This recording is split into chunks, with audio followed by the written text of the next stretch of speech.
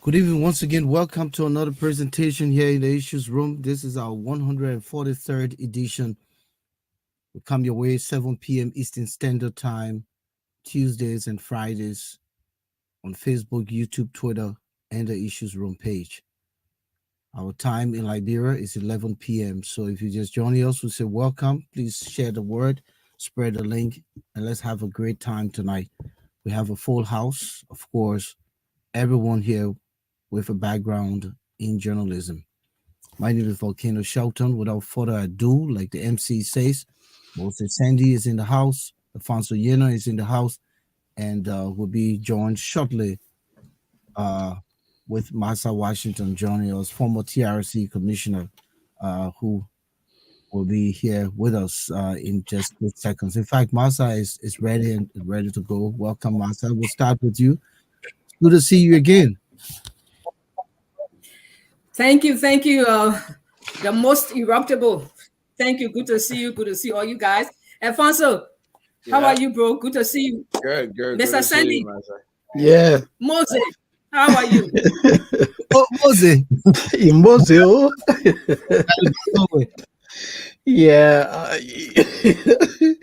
it's a pleasure to be here. And let me just make this joke. Recently, these people who work here with, they are very interesting. I went to see somebody, and one of the nurses had the audacity to ask me. She's also an immigrant. Is this the name when you were born? Is this the name that you were given Moses? Because there are people who come here and they change their names. I said, well, I've always been called Moses. So, guys, it's a pleasure to be here with all of you, this evening. Yeah, tonight is another great discussion. Thank you, Master, for Yeah, and coming. interestingly, great discussion because we have a lot of issues to talk about with regards to trending news. And when I use the word a lot of, sometimes the conversations span a little bit. And so tonight we don't want to drag. Of course, a lot of you out there saw our flyer. The conversation is centered on Liberian voters, the way to look at the people to vote for. Three important or cardinal premises to look at. Does the person have popularity? We know the man. Where the man coming from? We know of him. The man got money. The money he stole from the government over time that he bring back to the people to run. Oh, but the man who know he said that man only 340 will have. The man should have the numbers. If the man comes from a number of a voting county with a lot of numbers and he's influential in that county, then he has the chance. So these are the things we'll be talking about because these things continue to perseverate in our elections and the process leading up to October 10th. So Massa, uh, Alfonso, and Moses will be coming back to that. But let's start with trending news. Massa, from your end, I know you have something to share with us. The situation in Busan, South Korea. Yeah, sure. Good evening, all of our viewers in viewing land. Yes, of course. Sometime last year, I think it was last year, September, two government officials, while on official diplomatic duties in South Korea, were arrested. And I think, you guys probably saw the video where they had a South Korean police squad team go in to enforce the arrest of these two officials. And the story goes that they were, having some sexual encounter with some underage Korean girls. And so they did they were arrested, of course, and then the case went to trial and they were found guilty. I think it was this Wednesday. They were found guilty of rape, and each of them has been sentenced to 9 years each in prison in South Korea, according to Korean laws. Now, they named this one is was actually the head of the delegation, and he was the director of the maritime.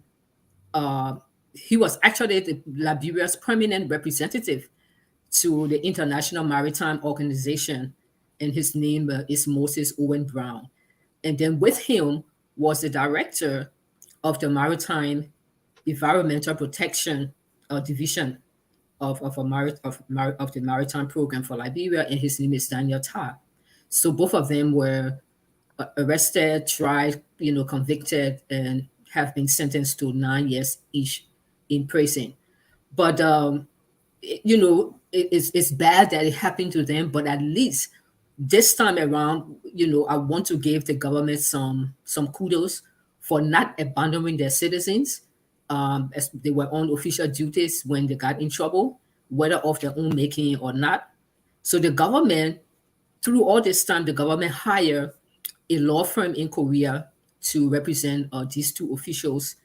And now that they've been sentenced, the government is pledging further that they will at least be able to sponsor one family member of each of the men to go to South Korea to meet with the family members and to see them and to see what's going on. But honestly, it's really sad that Liberians abroad. I mean, the thing is, those guys were there for just I think 1 week. I think it was from September 19 to September 23rd. So within that short time, how did this happen? How did you get in trouble? Did you go to South Korea hoping that you will have some of the Korean girls? Was it something that wish, or was it just something that just happened spontaneously? Or what is the real story? What is the real story? It's sad. And unfortunately, we don't have the real story because not much been covered with regards to the trial and all of that. I'm not sure if the Liberian government sent representation through the media, and this is where the media should be involved in some of these kinds of things, because here are two of your citizens out there. Go to Liberia right now and see what foreigners are doing in that country. You want them to pack the bags and leave. Pack the bags and leave. Unfortunately, they get away with anything. But then when our citizens go abroad, there's nothing to protect them. And especially when the government of Liberia does not have the right kind of, you know, foreign policy in place and the diplomacy, then it's scary. Yeah, and I would just like to add a piece to it. Today I saw a podcast which came from Liberia. Family members of uh,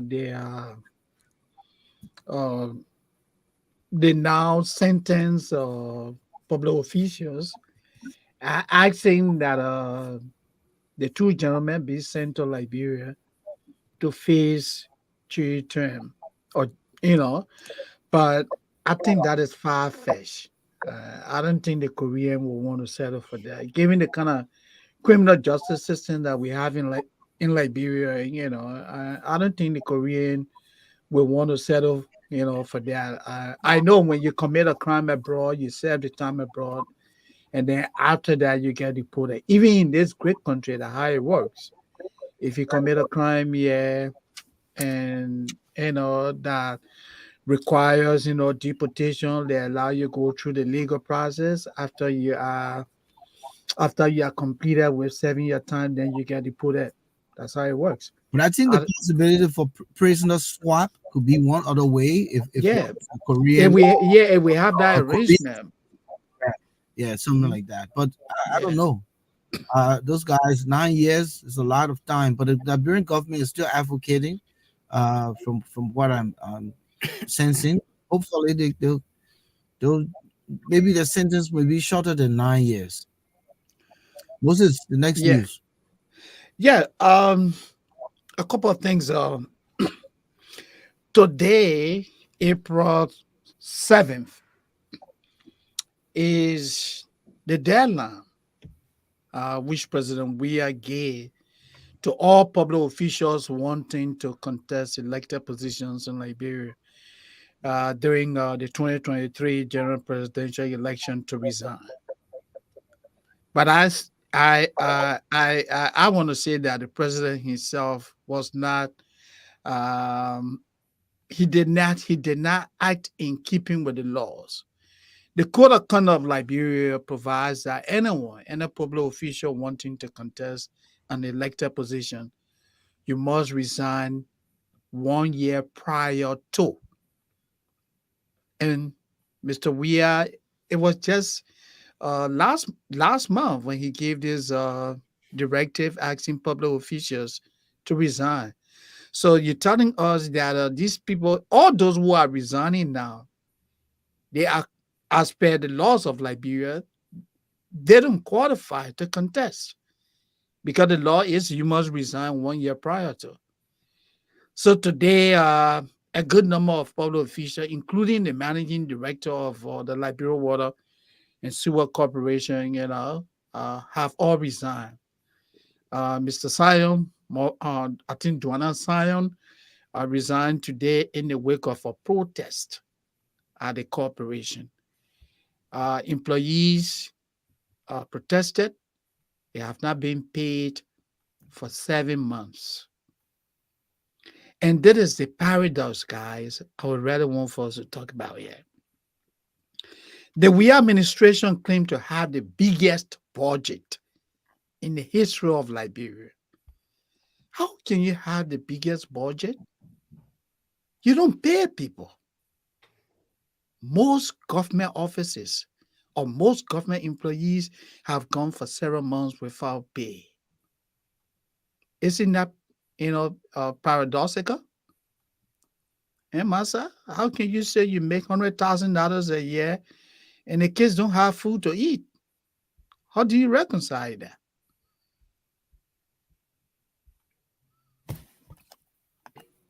Yeah, absolutely, Moses. You do have a very good point.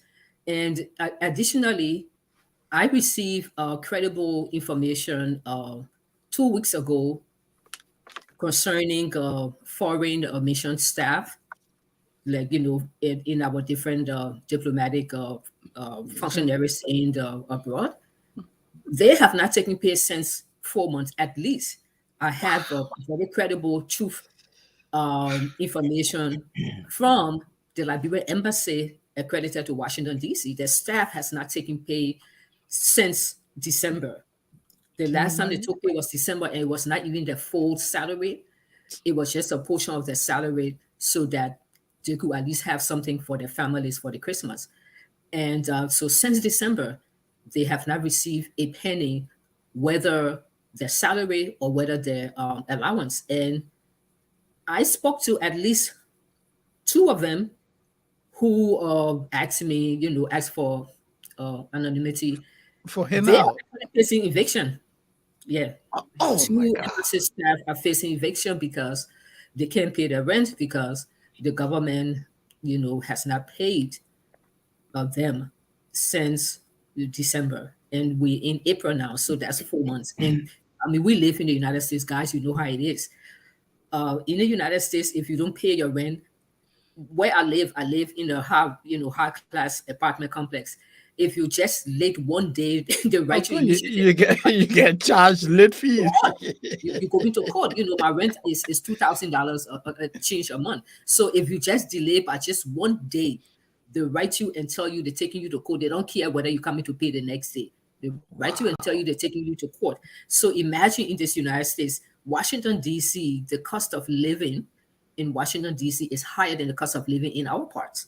So what you will pay for, say for example, a two-bedroom apartment, I'm paying 2,000 here. In Washington D.C., they will be paying 3,000 or so. So imagine you have staff who have no other job because it's a diplomatic function.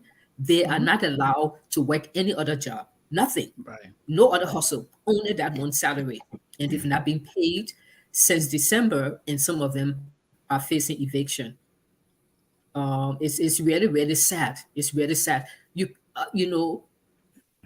can't send people abroad to represent your country, represent you as the leader, head of state, a president, and you don't prioritize, their well-being. The entire diplomatic mission, whether it's the salaries, whether it's benefits, whether it's even for the smooth operation and function of the embassies. You have to make that budgetary allotment available so that the embassy runs properly and appropriately because they are representing your government. They are representing you. They are articulating your policies, your successes, and your goals and aspirations for the Republic of Liberia.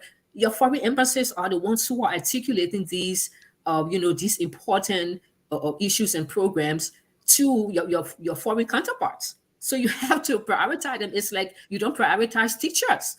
Same thing with Liberia, you don't prioritize teachers. The people who are responsible for all of us, they make the list, they don't prioritize them. And of course, we know medical professionals in Liberia, they are also at the bottom Yeah, they are of not the scale. prioritized at But all. then the politicians, yeah, but then the politicians, especially uh, the House of Representatives, the judiciary, and then the top tier executive, branch of government, they make all the money. I mean, you will see one person will make $15,000 a month, one person makes $7,000 a month, and you have foreign embassy staff who are facing eviction.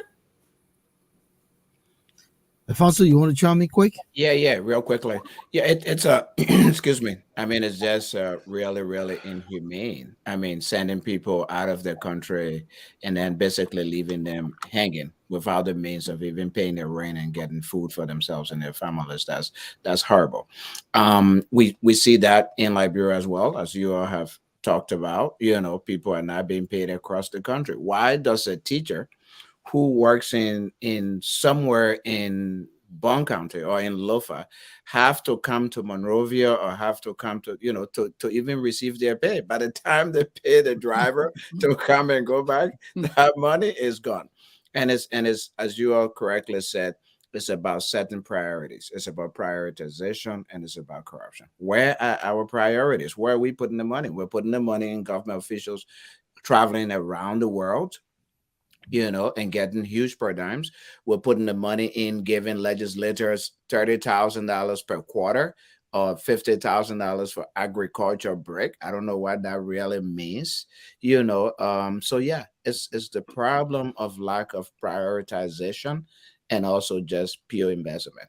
Again, why should the Minister of Finance even have the authority to go and change the monies that were put in the budget for certain Allocated. government agencies and institutions? The budget is law. It's law. It's passed by the national legislature. It's signed into law, excuse me, by the president. Once it's signed, the role of the Ministry of Finance is to simply disburse, not to come and say, "Oh, you know what? Oh no, I'm going to cut this monies that was put into the budget." So again, it's just bad governance, it's corruption, and it's lack of prioritization. Which is sad, and when you think about it, and it's just pervasive across all Oh sectors of yeah. the country, except for the very few that Massa mentioned, Mm. the folks who are in the authority and in the echelon of government. But quickly, we just want to remind our viewers here tonight that please share the link. Please invite others to join us here. We have a great segment here. Uh, the conversation going to center around the elections, but also we have our what type of country is this, and Masa will be initiated tonight. This humor section. We're also going to probably go down memory lane. There is a fresh one, and we'll have one or two other things that will kind of prop the conversation here and make the laughter enjoyable. So, listen, you're in the right place, and so continue to spread the word. Spread the word, spread the word. We want to see the numbers grow. Raymond Clark, thanks for joining us for you as usual. It's good to see you, my brother. Othello Dillon, Mapu Hall, good that you can join us here. We want to see the numbers going up. Please share pages, your friends in your page. Eman and Sumo, it's good to see you. Welcome all the way there from Delaware. Ladies and gentlemen, we all seen the flyer. We're talking about our national elections. In fact, there was a release where they extended the voter registration for Saturday and Sunday from 5 p.m. now to 7 p.m. Yeah. What is intriguing is, and before we start the conversation itself, I just want us to kind of ponder a little bit. Do we even know how many people have registered?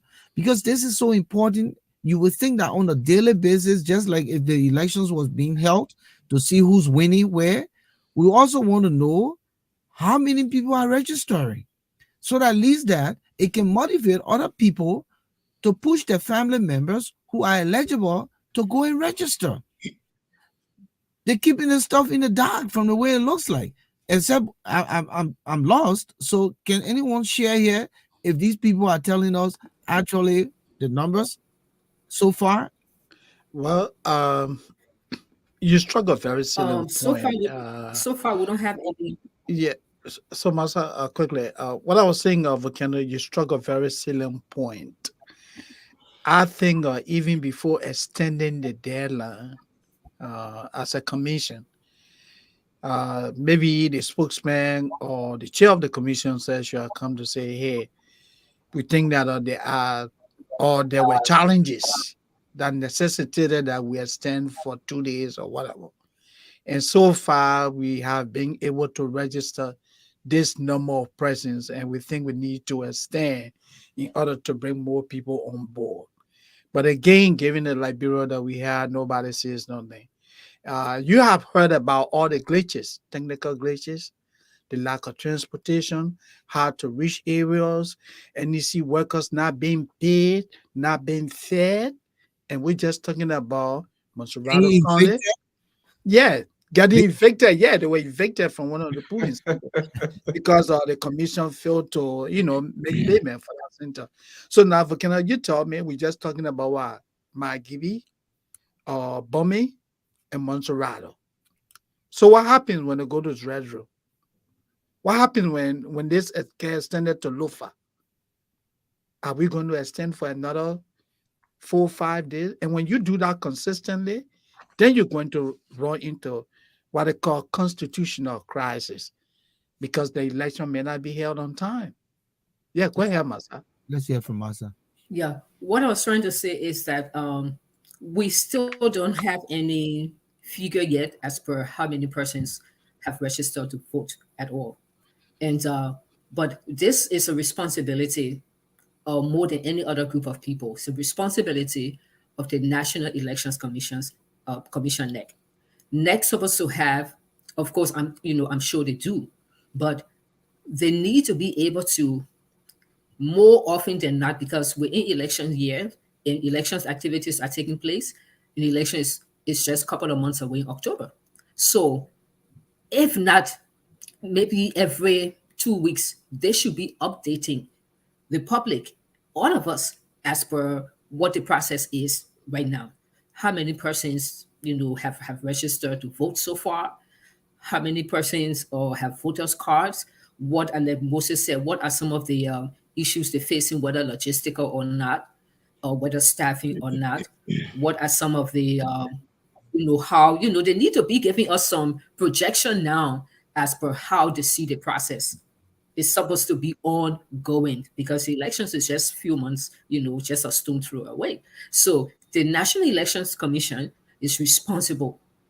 We shouldn't be sitting here. I don't want to speculate because people are just speculating here and there. Political parties are speculating here and there. But by now, all of us should have at least some statistics coming out of the Elections Commission that tells us, a decent approximate to say these are the people who have voted and these are the categories of people who have voted. You, For you mean who example, have, What registered? you mean registered? yeah, just yeah, register. Thank you, Volcano. These are the people. These are the overall numbers of people who have registered, and then break it down into categories. Like, for example, we at this time we have more number of females voting than men, and in this area we have more male For students example, voting, or we for have more example, Re- Christian voting here, more Muslim voting here. Those kinds of demographic. registered. Liberia, we need to get out of this all the time way of doing things. I mean, we're sitting in this United States.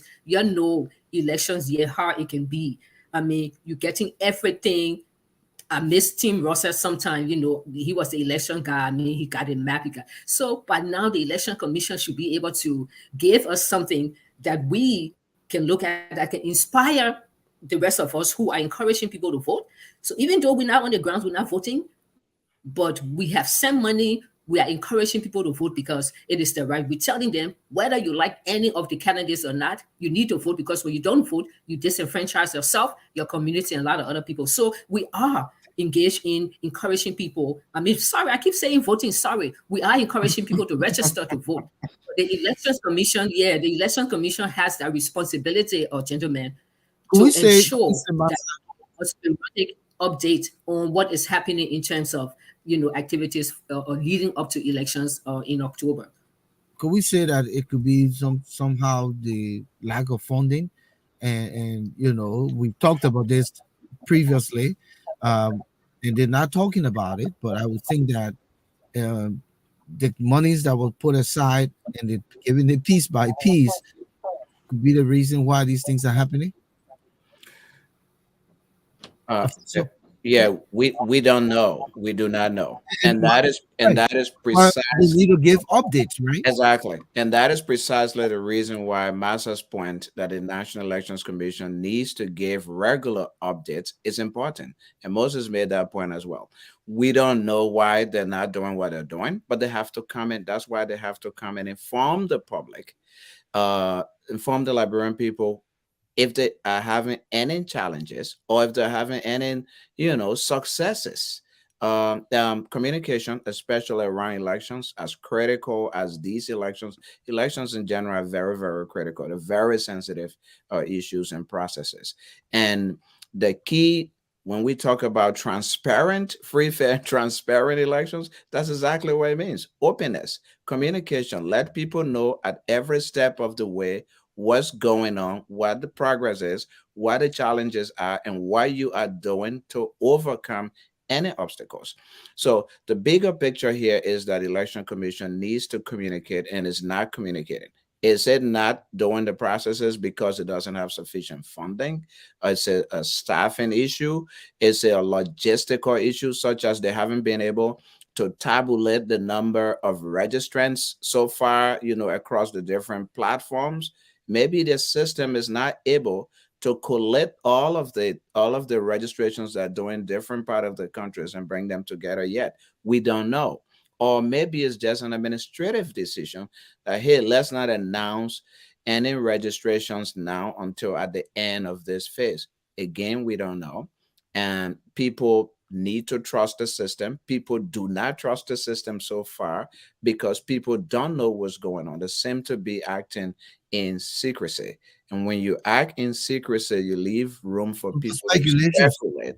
Yeah. Yeah, so that's a big problem. And what is fear? What we should be fearful of, that's the word coming to me, fearful of, is that if we don't know how many people register, don't come and tell us at the end of the elections that you have 3.5 million people voted.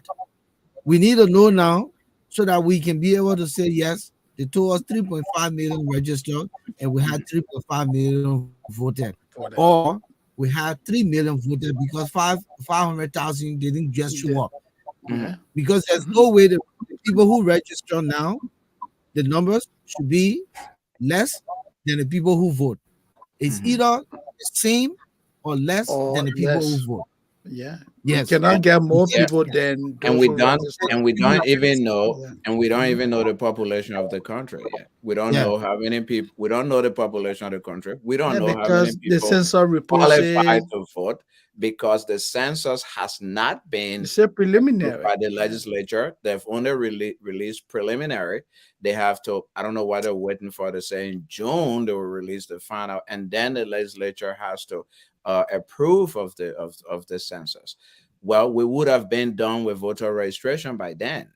So we don't even know what the population is. We don't even know where the population is concentrated, where they live. So we might just be giving a figure of people, say So maybe, you know, population is concentrated in Grand Crew in the southeastern. yeah. So they can kind of says there are 1 million people registered to vote in St. J village. We don't know. Yeah. Go Yeah. ahead, But this sorry, is man. why now, yeah, this is why now you can see how chaotic the entire process is starting. This is why people are emboldened now to do massive voter trucking all over the place. It's because of the same, not being able to determine, or what the constituency is, in certain areas. So people think that it's like who bucket take a free roam now. They're trucking people from one constituency to another, as and unfortunately, the election commission said there's nothing they can do about it. So all these things are happening. The massive voters trucking, where people are registering to vote in these areas, but we still do not have this national census report yet. That is actually a preliminary for all of this other process. The process of elections is not in isolation. It comes, it's a tier. So you have the national census, and you have all of the demarcations and everything. Then before you go into the issues of voters registration, what kind of registration are we going to be doing, electronic or manual or whatsoever? But every single step of the way for Liberia's elections, forthcoming elections, especially at this point, as far as I'm concerned, is chaotic. It's chaotic and it's confusing. So here we are sitting here just few months away from the national elections itself, and we are discussing these things that should have been like a given. We should have passed this stage long time. Right now, we should actually be talking about uh, the building blocks of democracy, meaning that the qualities that we're looking for in candidates. We should be doing the voters registration now and educating people in terms of civic education, or we've been educating people the whole forever and ever. But moving closer to the elections now, after all of those other programs have been done, at this time we should be focusing on voters registration and still educating our people on the qualities of a good leader, the kind of person, the kind of leader to vote for, what you should look for before voting for somebody. It's But look, crazy with Liberia. It's crazy. Thank you. yeah, just to bring people up to speed, right? By Monday, will be 6 months to election. By Monday. And the whole process, from what we see, it seems to be in chaos. Census report remains pending. Voter registration in crisis. The commission is underfunded. It took the ambassador of the United States, Michael McCarthy, to rally financial support. He said if the institution, the NEC, is not funded, that's going to make it difficult to have free, fair, and credible election in Liberia. But what happened to the 200 people they sent? Somebody wrote the last time here on the The show. people are there. I'm coming on. They said the man already tasted the jollof rice, so they not forget what he went there for. Because it comes by right. These are the people that keep pointing to these things we're talking about here. Man, I forget what I beg you. The man already finished eating fufu and soup, jollof rice, and some of those guys who be probably the OP score. Being Yeah. so they don't they be so they don't remember what they're supposed to do. And you know, and they always say our food is spicy. Well, and part of the problem too, guys, is that and, Go ahead. yeah. Another thing is that I think there was a hearing before the Supreme Court regarding the petition by the CPP. Yeah. And Associate Justice Nangbe, who I believe is hearing the petition. So if you all remember, the CPP is petitioned the Supreme Court to stop the Election Commission from doing voter registration because, again, constituencies have not been established and people are supposed to register in the constituencies that they will be voting in. While the Supreme Court hearing, from what I read today, Justice Nangbe particularly seems to be throwing cold water on that petition, saying, well, why are you bringing the Election Commission to the Supreme Court?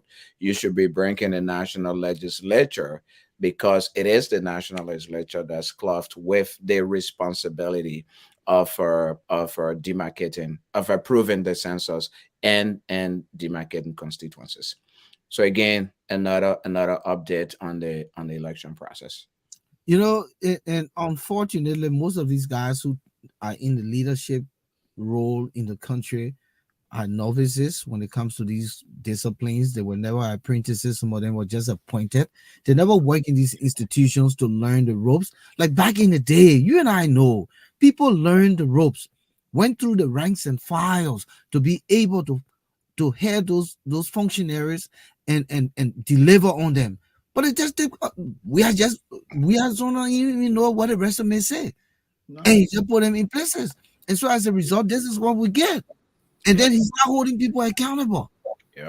How can you talk about the code of conduct that says you need to resign your position. Oh yeah, This guy totally. makes his own law in the country instead of Yeah. following what on the book.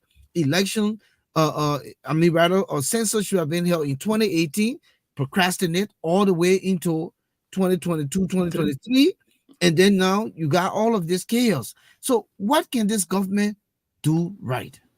What can this government do right? But Volcano, just to add to what Alfonso said, though, when the CPP, I think people see the CPP now more as the ANC, and then the fracture Yeah. LP, of the LP. Liberation Party. But Yeah. when the CPP filed that complaint, uh, didn't other political parties come together and said they support the results of they support NEC and support the process that is ongoing because they didn't want any disruption. They want to make sure that the elections are held. I remember they came out and they all put a weight behind it. Gonglo, Unity Party, and the rest of them. Yeah. No, Yeah, I'm and not too sure. Quickly, Alfonso, I'm not too sure about that, but I do know that prior to the CPP filing this lawsuit, opposition political parties in Liberia uh, protested and even they petitioned the national legislature and other institutions, including international organizations, that hey, uh, they do not accept the census, the preliminary census report, because according to them, it doesn't reflect the reality of happenings in the country. And they said that if nothing was done about that, then it has a propensity of undermining the electoral process. They spoke about that clearly, that they do not accept the census report. so I know the Liberia People's Party (LPP), which is the party Yeah. that Councillor Gonglo is standard bearer of, did join with other political parties, the Unity Party and the rest, not including the CPP, I believe, to object to the outcome of the Census. census. Mhm. But their position, at least the position of the LPP, is that the voter registration process should continue. Okay. It should go on, as opposed to what the CPP is requesting, that it should be stopped. They're saying the voter registration process should go on, but the results of the census, meaning those new voters, those new people that didn't vote in previous elections, should not be included in this election, in this voter registration, and this election process, because the census issue has not been settled. And so you shouldn't be bringing those new New voters. numbers of people into a process when the census hasn't been approved by the national legislature and constituencies. So basically, just go back to the old list of voters, and they should be. That's the position of the LPP. But this is going to be a real convoluted problem. It is chaotic. Yeah. And because how will we be able to know that Moses Seni voted in 2017 and now Moses Seni Moses Seni voted in 2017 and Volcano did not vote in 2017. His name is on the is on this new voter registration list. Do we have the means of doing that kind of verification? I don't Look at think. it. Look at the challenges the commission itself is faced with. The name will not be on the voter registration.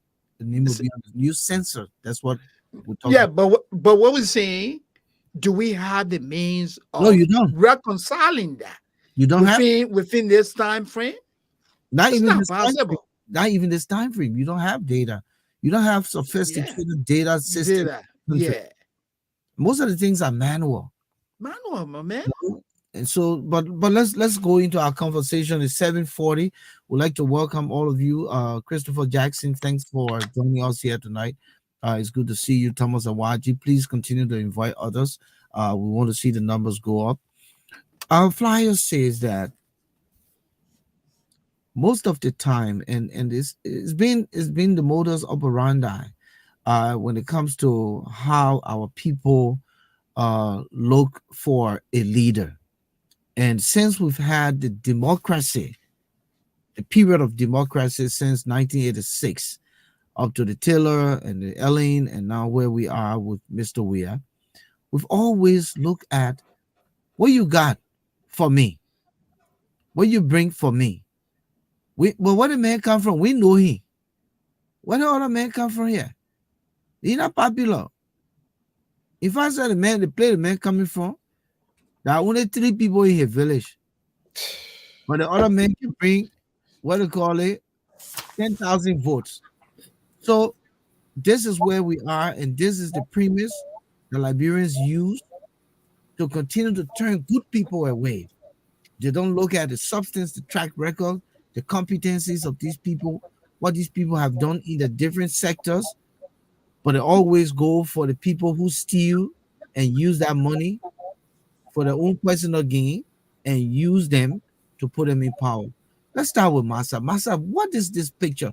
Because if we don't change this picture, we will continue to put the wrong people in power and our country will continue to remain backwards. Let's start with you and we'll go around the room. Thank you, Volcano. In the first place, it's a completely ridiculous mindset when people ask anybody, "What have you done for us? What have you done for me?" Nobody in your mind, pa, that they were supposed to pay your school fees or they were supposed to, Yes, I mean, officials who are already in office, government officials who are entrusted with the country's resources to or manage the country resources are responsible to put in those policies and do those things for the country and for everybody, and trickle down level, everybody benefits. But to be asking people, individually, what have you done for us? You ever pay my child's school fee? So I just want to just rubbish that from the beginning. But let me establish, though, gentlemen, that honestly, I really, again, this is my answer is in twofold. I really do not think it should be such a big deal when people are looking for popular candidates, candidates with money, and candidates who have the number. Because honestly, to be able to win elections, as we know, you got to have some level or degree of likability. That is where the popularity comes in. And you got to have some money to be able to campaign, because even in this great United States, if you don't have money to campaign, to do those things that you need to reach your voters, you may not really be able to, to win elections. And then if you have the popularity or that likability and you got some money to be able to properly campaign, then of course, most of the time you get the numbers, and people will be able to vote for you, because now with your popularity and the money, you were able to reach far and wide, the voting population. But let me just say, yeah, in the case of Liberia, Volcano, and I know why you asked this question. In the case of Liberia, people are misapplying all of these elements. I'm calling them elements. People are misapplying them because people think that people will misapply and misinterpret the word popularity. For example, they think that people like Prince Johnson are popular. That's what they think. But popular or popularity is a positive word. Popularity means people who are good, people who are decent, people who are known for doing all the right things. Now, people like other people who have stolen, government money, who have embezzled from the national coffers to benefit themselves, people who rape people or have allegation of rape hanging over them, people who are known to be charlatans are not popular. They are well-known people. They are well-known, but they are well-known for the wrong things.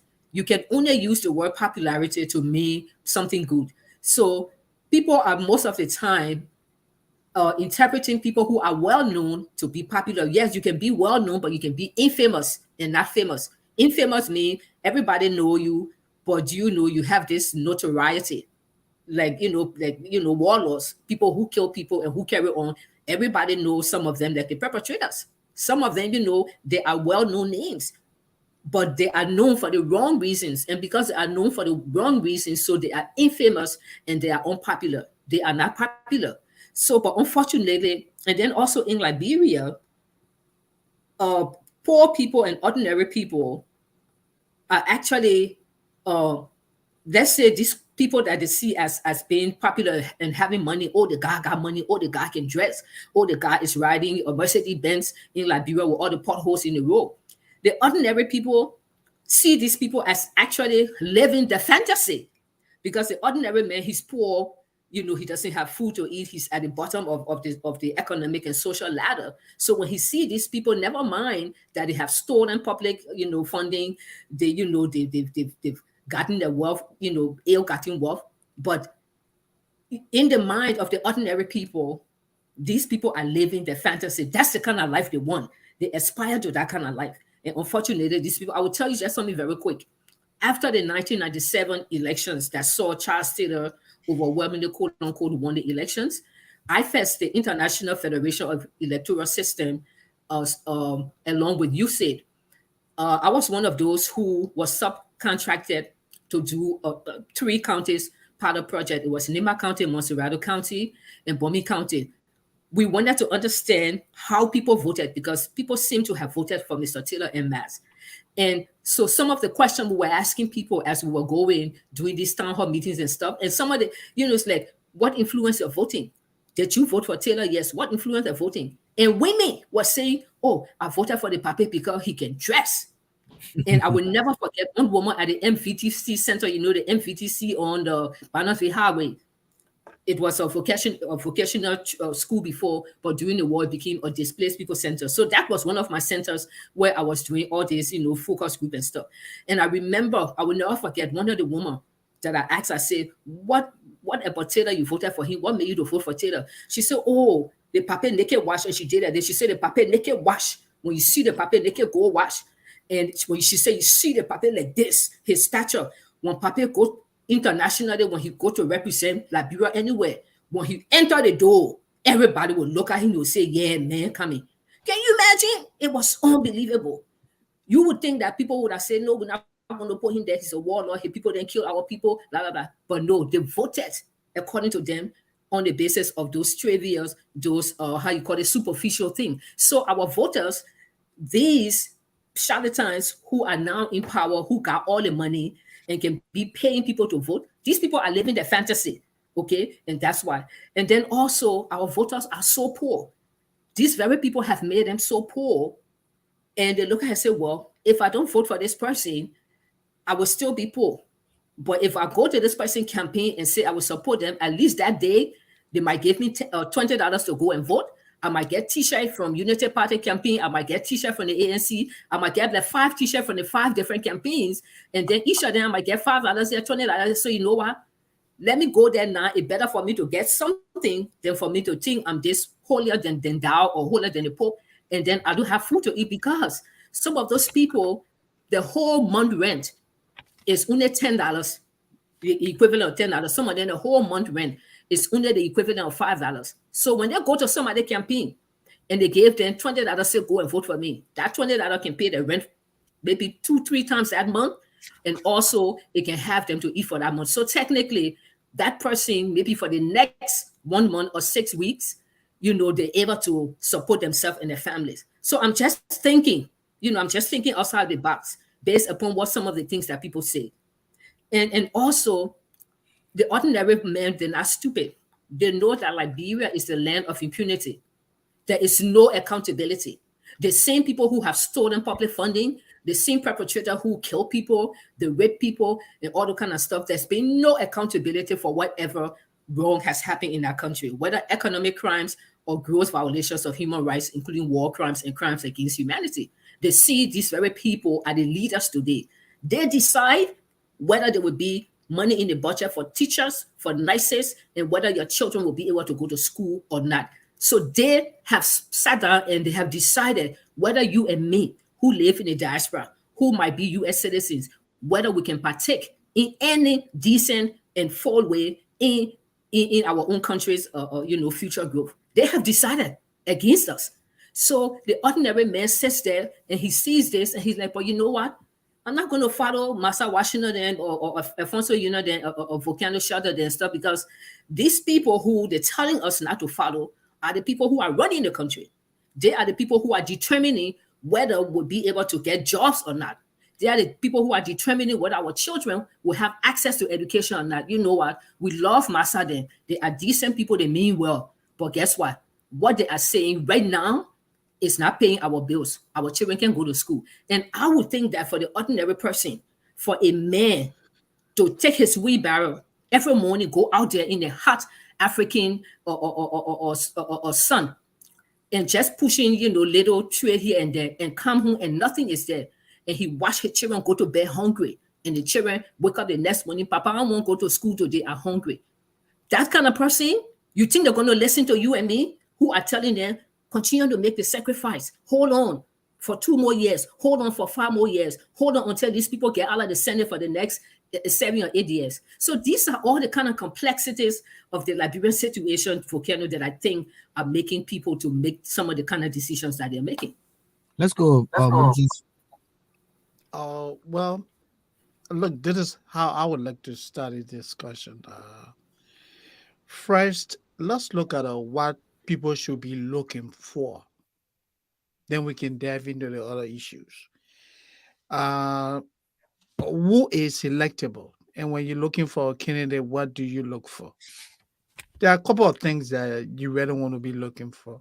First, is a person qualified for the elected position? Take, for example, somebody wanting to be president. I may be wrong, but I think you must be able to attain the age of 35. You must be a natural born Liberian citizen. Do you understand the issues of today? Are you relatable? Do you have a vision for Liberia? What are your principles? What do you stand for as a leader? Why do you think you want to be president? So if somebody wanting to be elected for any position, it's like any of us here applying for a job in this country. There are specific descriptions that come along with that.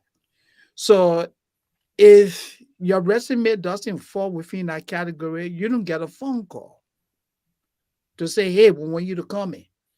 So the guys look at that. So it's the same thing for our voters. They should be able to look at the candidates and say, well, you know what? I think this guy is committed to ensuring that our country's health program is developed, because this is his philosophy for health, philosophy for fighting graft, philosophy for improving the educational standard.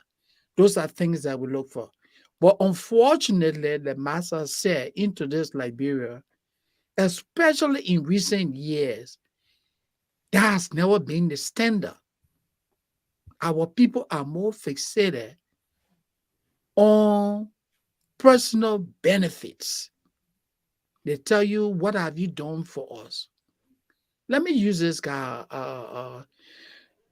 Sir Joseph, the senator of Montserrat County. Instead of the work of a legislator, three cardinal responsibility: representation,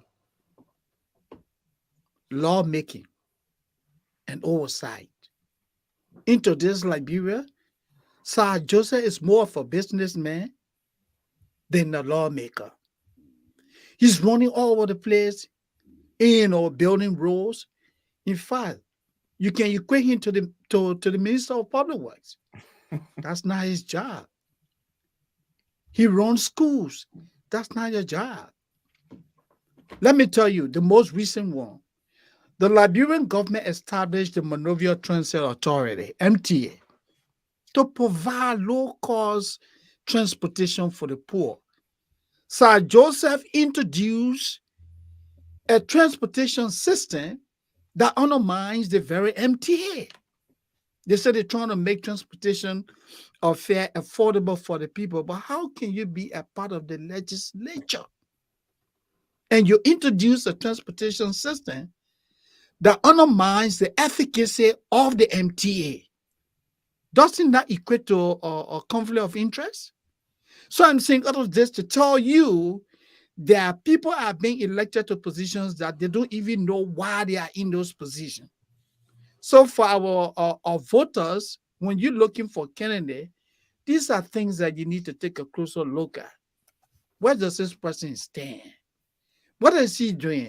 What are his activities? How contributive are his activities to the well-being of our country? It shouldn't be about somebody coming to say, oh, well, I will pay your kids' school fee.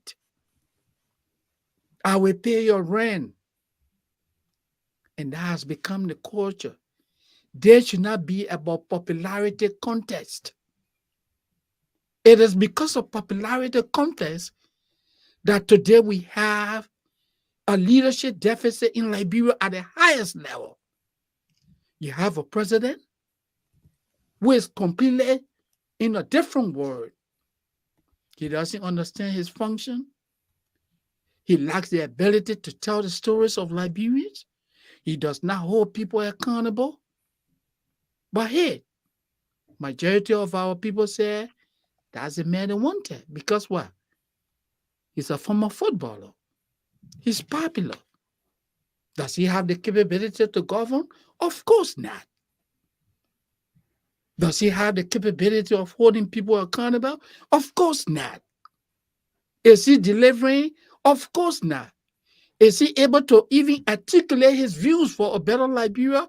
Of course not. People voted for him on the basis of popularity.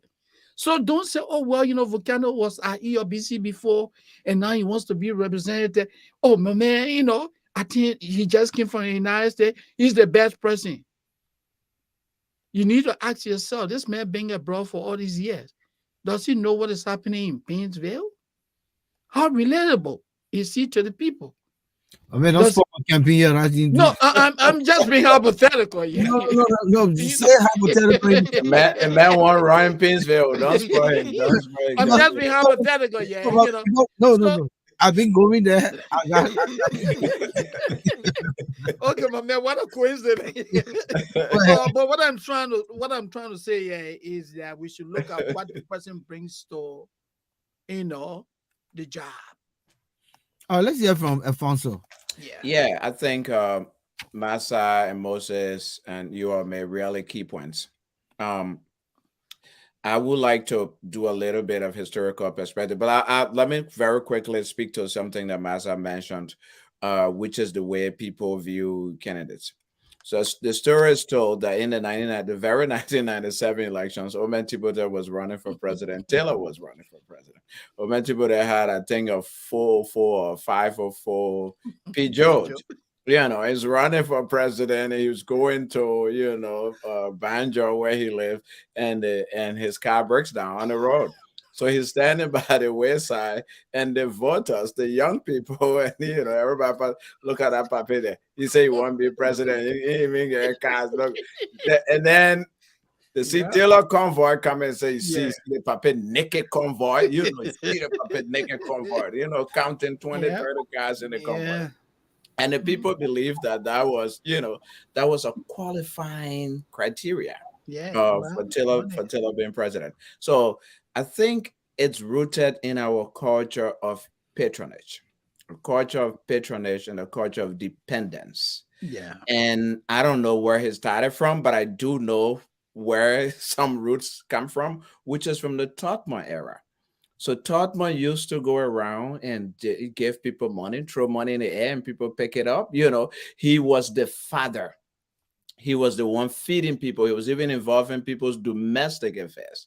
So that culture of patronage, that culture of dependence, has permeated our society so much. It continues today. When our president leaves the country and goes to Morocco or wherever, when he comes back, he went and got something from it's a culture of begging people for money.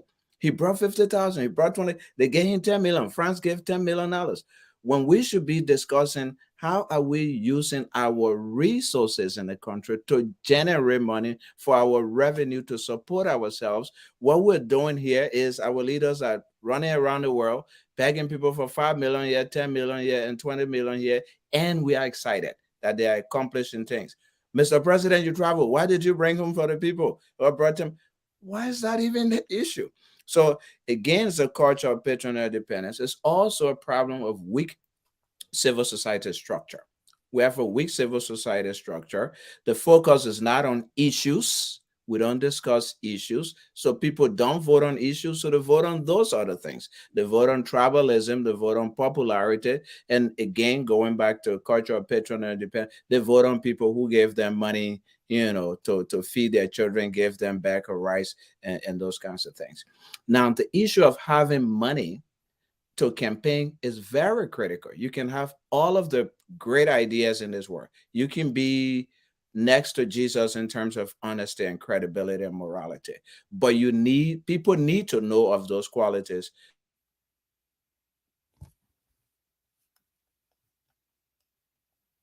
What's going on with him? He looks frozen here. Yeah. Am I back? Yeah, go ahead. Okay. So you need money to be able to travel the country, to use the media, to project those thoughts and ideas. So money is very critical in the election process. However, when we did the 1997 elections and thereafter came up with a set of proposals, and that's done in many countries around the world, including even the United States. Citizen support, the way we can address the money issue, because the money issue is really keeping really good candidates out of the race. So maybe citizen support of the election process. What do I mean by citizen support of the election process? People make donations here. They make contributions to candidates. $5, $10, $20, $50, 100, whatever you can afford. You contribute it to the candidate. When you contribute that to the candidate, that gives the candidate the ability to go and project the same values that you share with that candidate. And then the other aspect, one of the other proposals that was made was government funding of elections. That happens here too.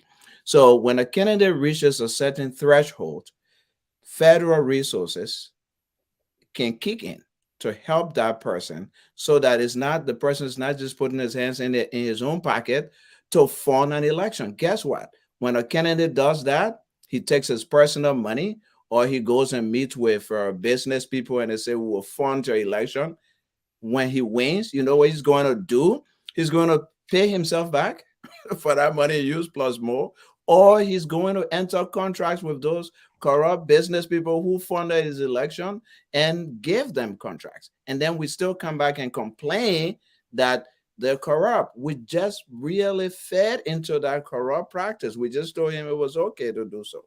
So again, maybe we as citizens who believe in these values that we're talking about today can look at those values and try to make a $50, $100, $25 contribution to elections. We can also advocate for government funding of elections of certain candidates once you reach us, and we can set limitations.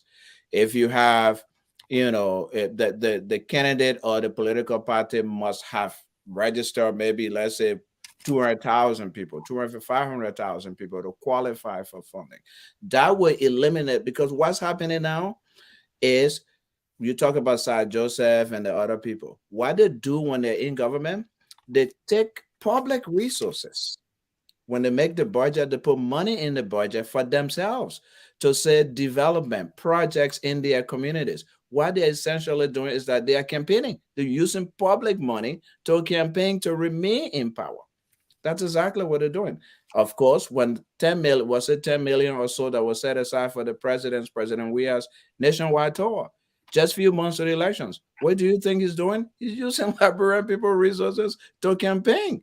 Why is he campaigning so close? I mean, why is he doing a nationwide tour with public resources so close to the election process? So the whole electoral system needs to be revamped, revised, transformed in a way that we have an even playing field. But we also, and you all have been doing that, and we are doing that, and we should continue and encourage more people to do that, is that we should educate the citizenry on issues. We should build strong civil society organizations, trade unions, labor unions in this country. They create issues. So the issues are higher pay, better working conditions, healthcare. So the moment, what do? When it comes to elections, the candidates that project those issues, they raise resources to support that candidate. Maybe we can do that with women in Liberia. Maybe we can do that with workers in Liberia. Maybe we can do that with students in Liberia and focus them on their specific issues and get them to support candidates who are articulating and who have a track record of standing up for those very issues. Okay, so let me come in from my end here. There were a few things I started to ponder as you guys were speaking. I would say that, in fact, the process becomes so confusing. Too many political parties get involved with the democracy to the point where the people become confused. When a man gets his money from America, in the case of certain politicians, how he got his money, it doesn't matter. He wants to be president. He goes to Liberia. He starts a political party. He starts, foundation, giving here and there and making himself relevant. You got the local guys on the ground who's competing for what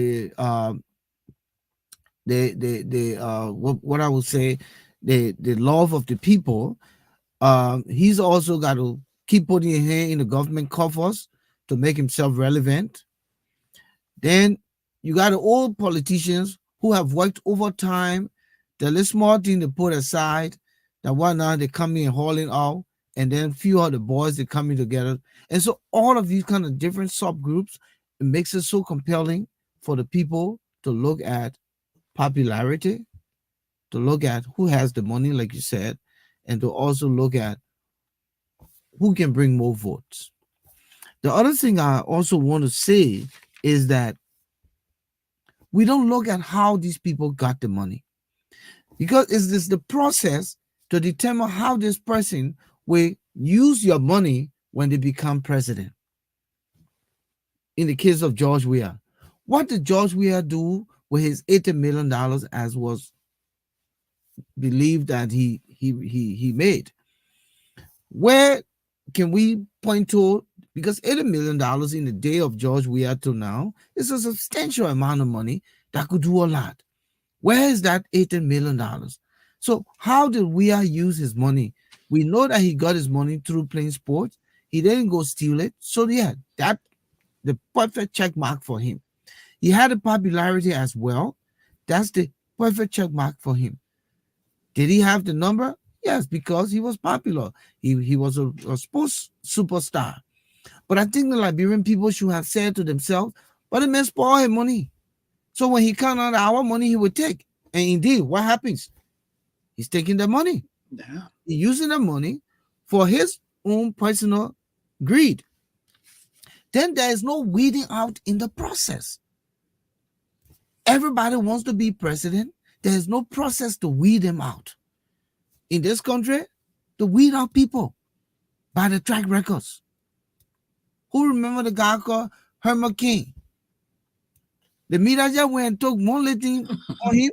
So they put it out there, man. I was it. I mean, give away. Man, give up. So who does the weeding out in Liberia?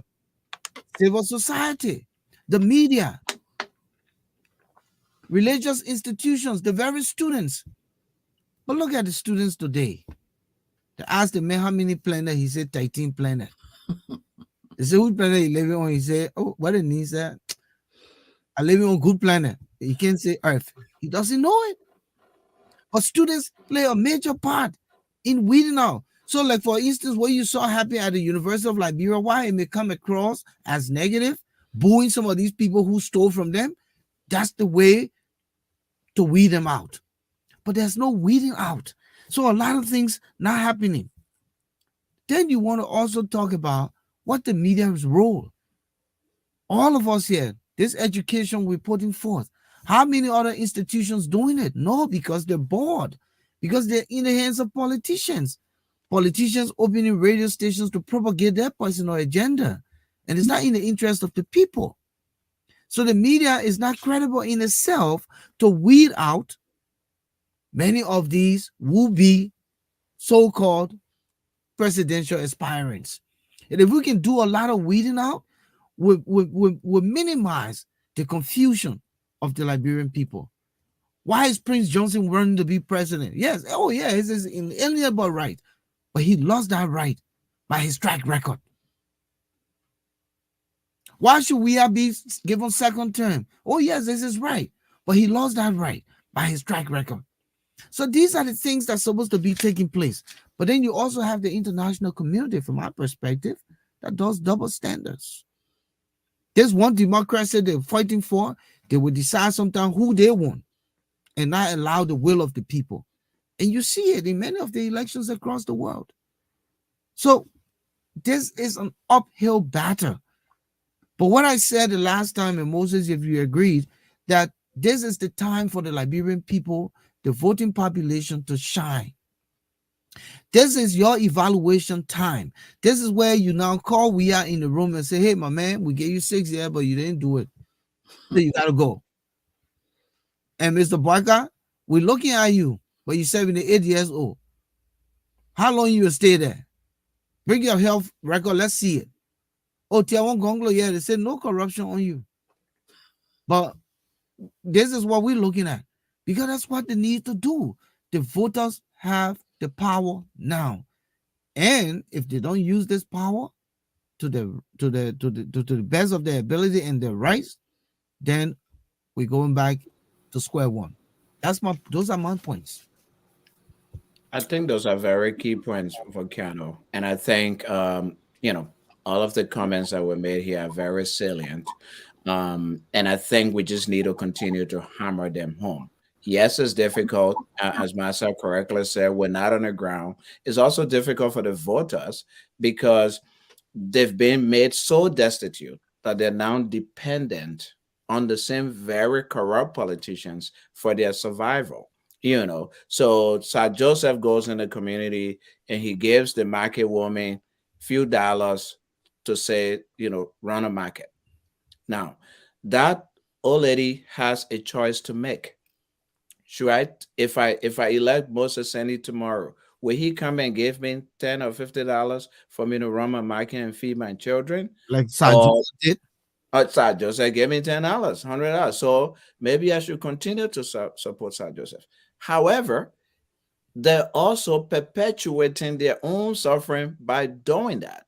So we need to break that chain. Something needs to intervene to break that chain. And as you said, accountability needs to be an entire circle. So accountability need to come from the civil society, including the media, but accountability can also come from government institutions and from the international community as well. So that's why I'm proposing reforms in they don't have only two political parties in the United States. They have hundreds of political parties in the United States.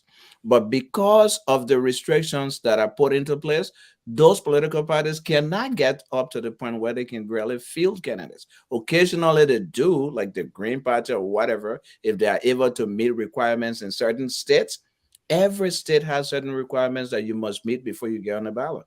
Maybe we need to adapt something similar to that to streamline the number of candidates that we have. You're free to run, but you must and we do have that law in Liberia, by the way, but it's not being enforced. You must have registered an X number of eligible voters across, I believe, it's 7 or 8 counties for you to be accepted to run for president, or for the party to be registered with the National Elections Commission. Is that being implemented? I don't think so. I don't know if PLP met that criteria when it registered as a political party. So again, these safeguards, these restrictions need to be put into place and enforced. And that will help us eliminate a lot of people. And again, on the issue of integrity with the Prince Johnson and other people, yes, the media can play a very critical role in exposing these people and in a way disqualifying them from the process, from the minds of the voters. Let's And quick. I would like, Moses, hold on quick now. Let's quickly okay. remind people the line open now. You can call to chime in. At some point at 8:30, we'll be moving into other segments. So this is the opportunity for you to call 404-272-2808, 404-272-2808. We want to hear from you. This is a very important topic here tonight.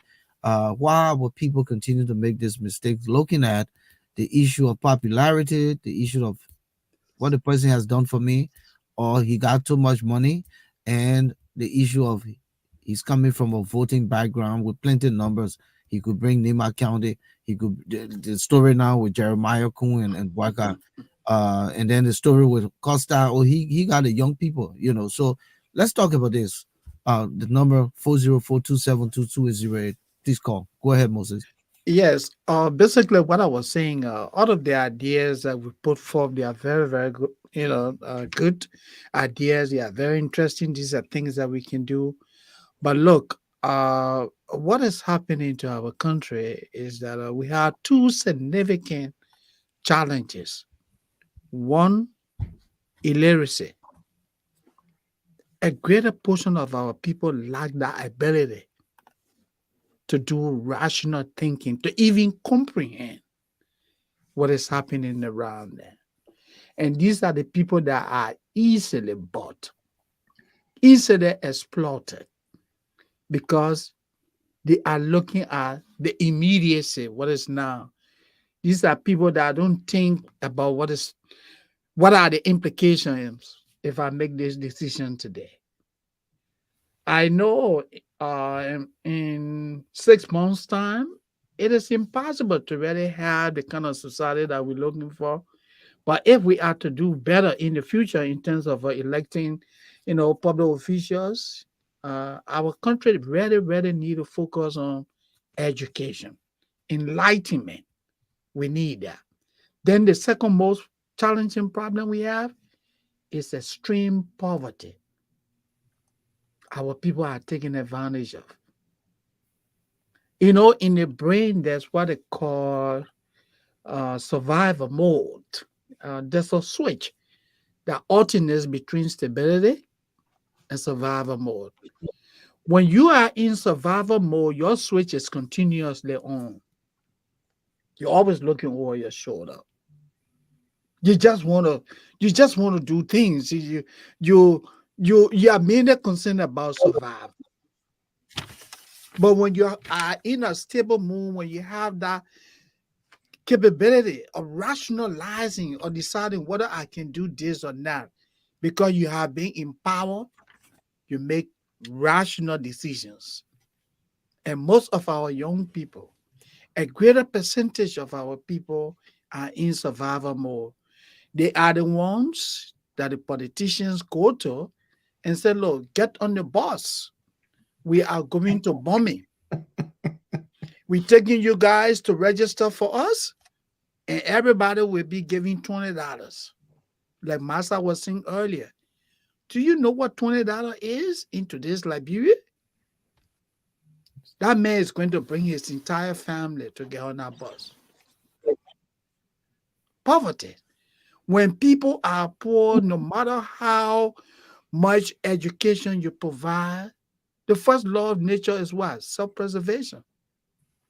That man is concerned about what he's going to do to put food on the table for his family.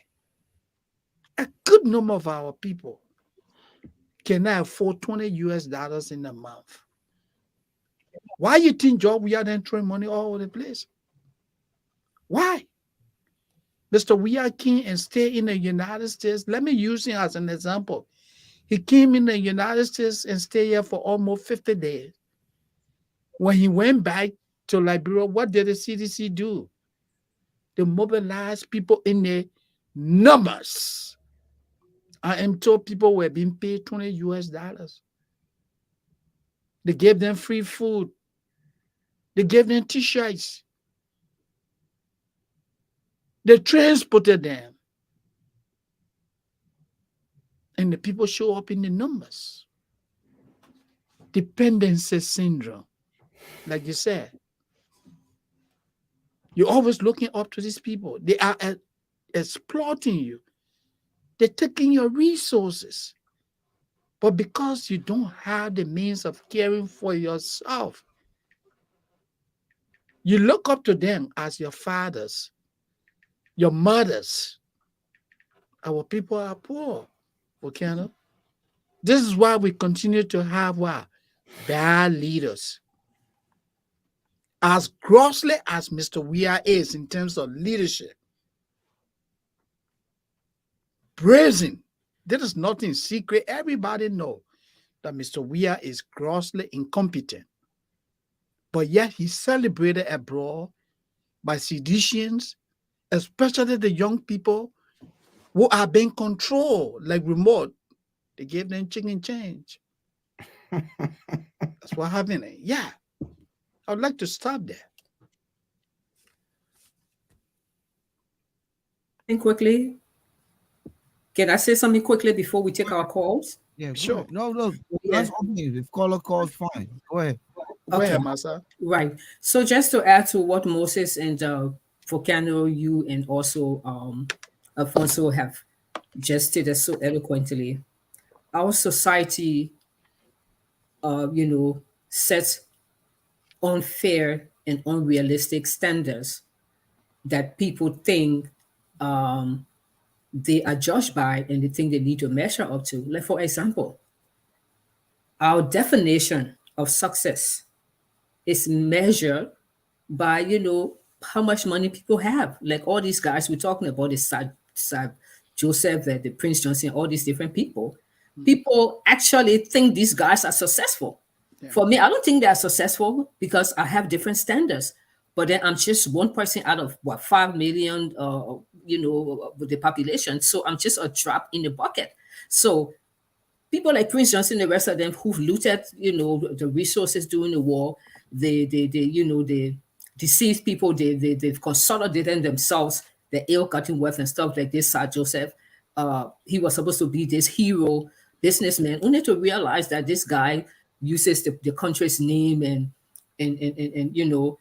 comes abroad, get all these used buses, get used ambulance and stuff, and he gets on the ground and he converts them into his private use. We in this place know we all create organizations and we run organizations. You know very well that if you ask for funding for your organization, or if you just solicit donation or support for your organization, you are supposed to use that funding or that support for the purpose for which you told the people, your donors, that you are going to use it for. So Sir Joseph comes here and he brings the issue of a poor Liberia. Oh, our people live on less than or dollar a day, blah blah blah. Bring all these sorrowful looking pictures and stuff, and they gave him all these donations in cash and kind. And he goes home, he converts them into his private business. He puts, like Moses said, now he has created a rival transportation company with MTA. That's now a massive conflict of interest. Right. And quote unquote, he is termed as being successful.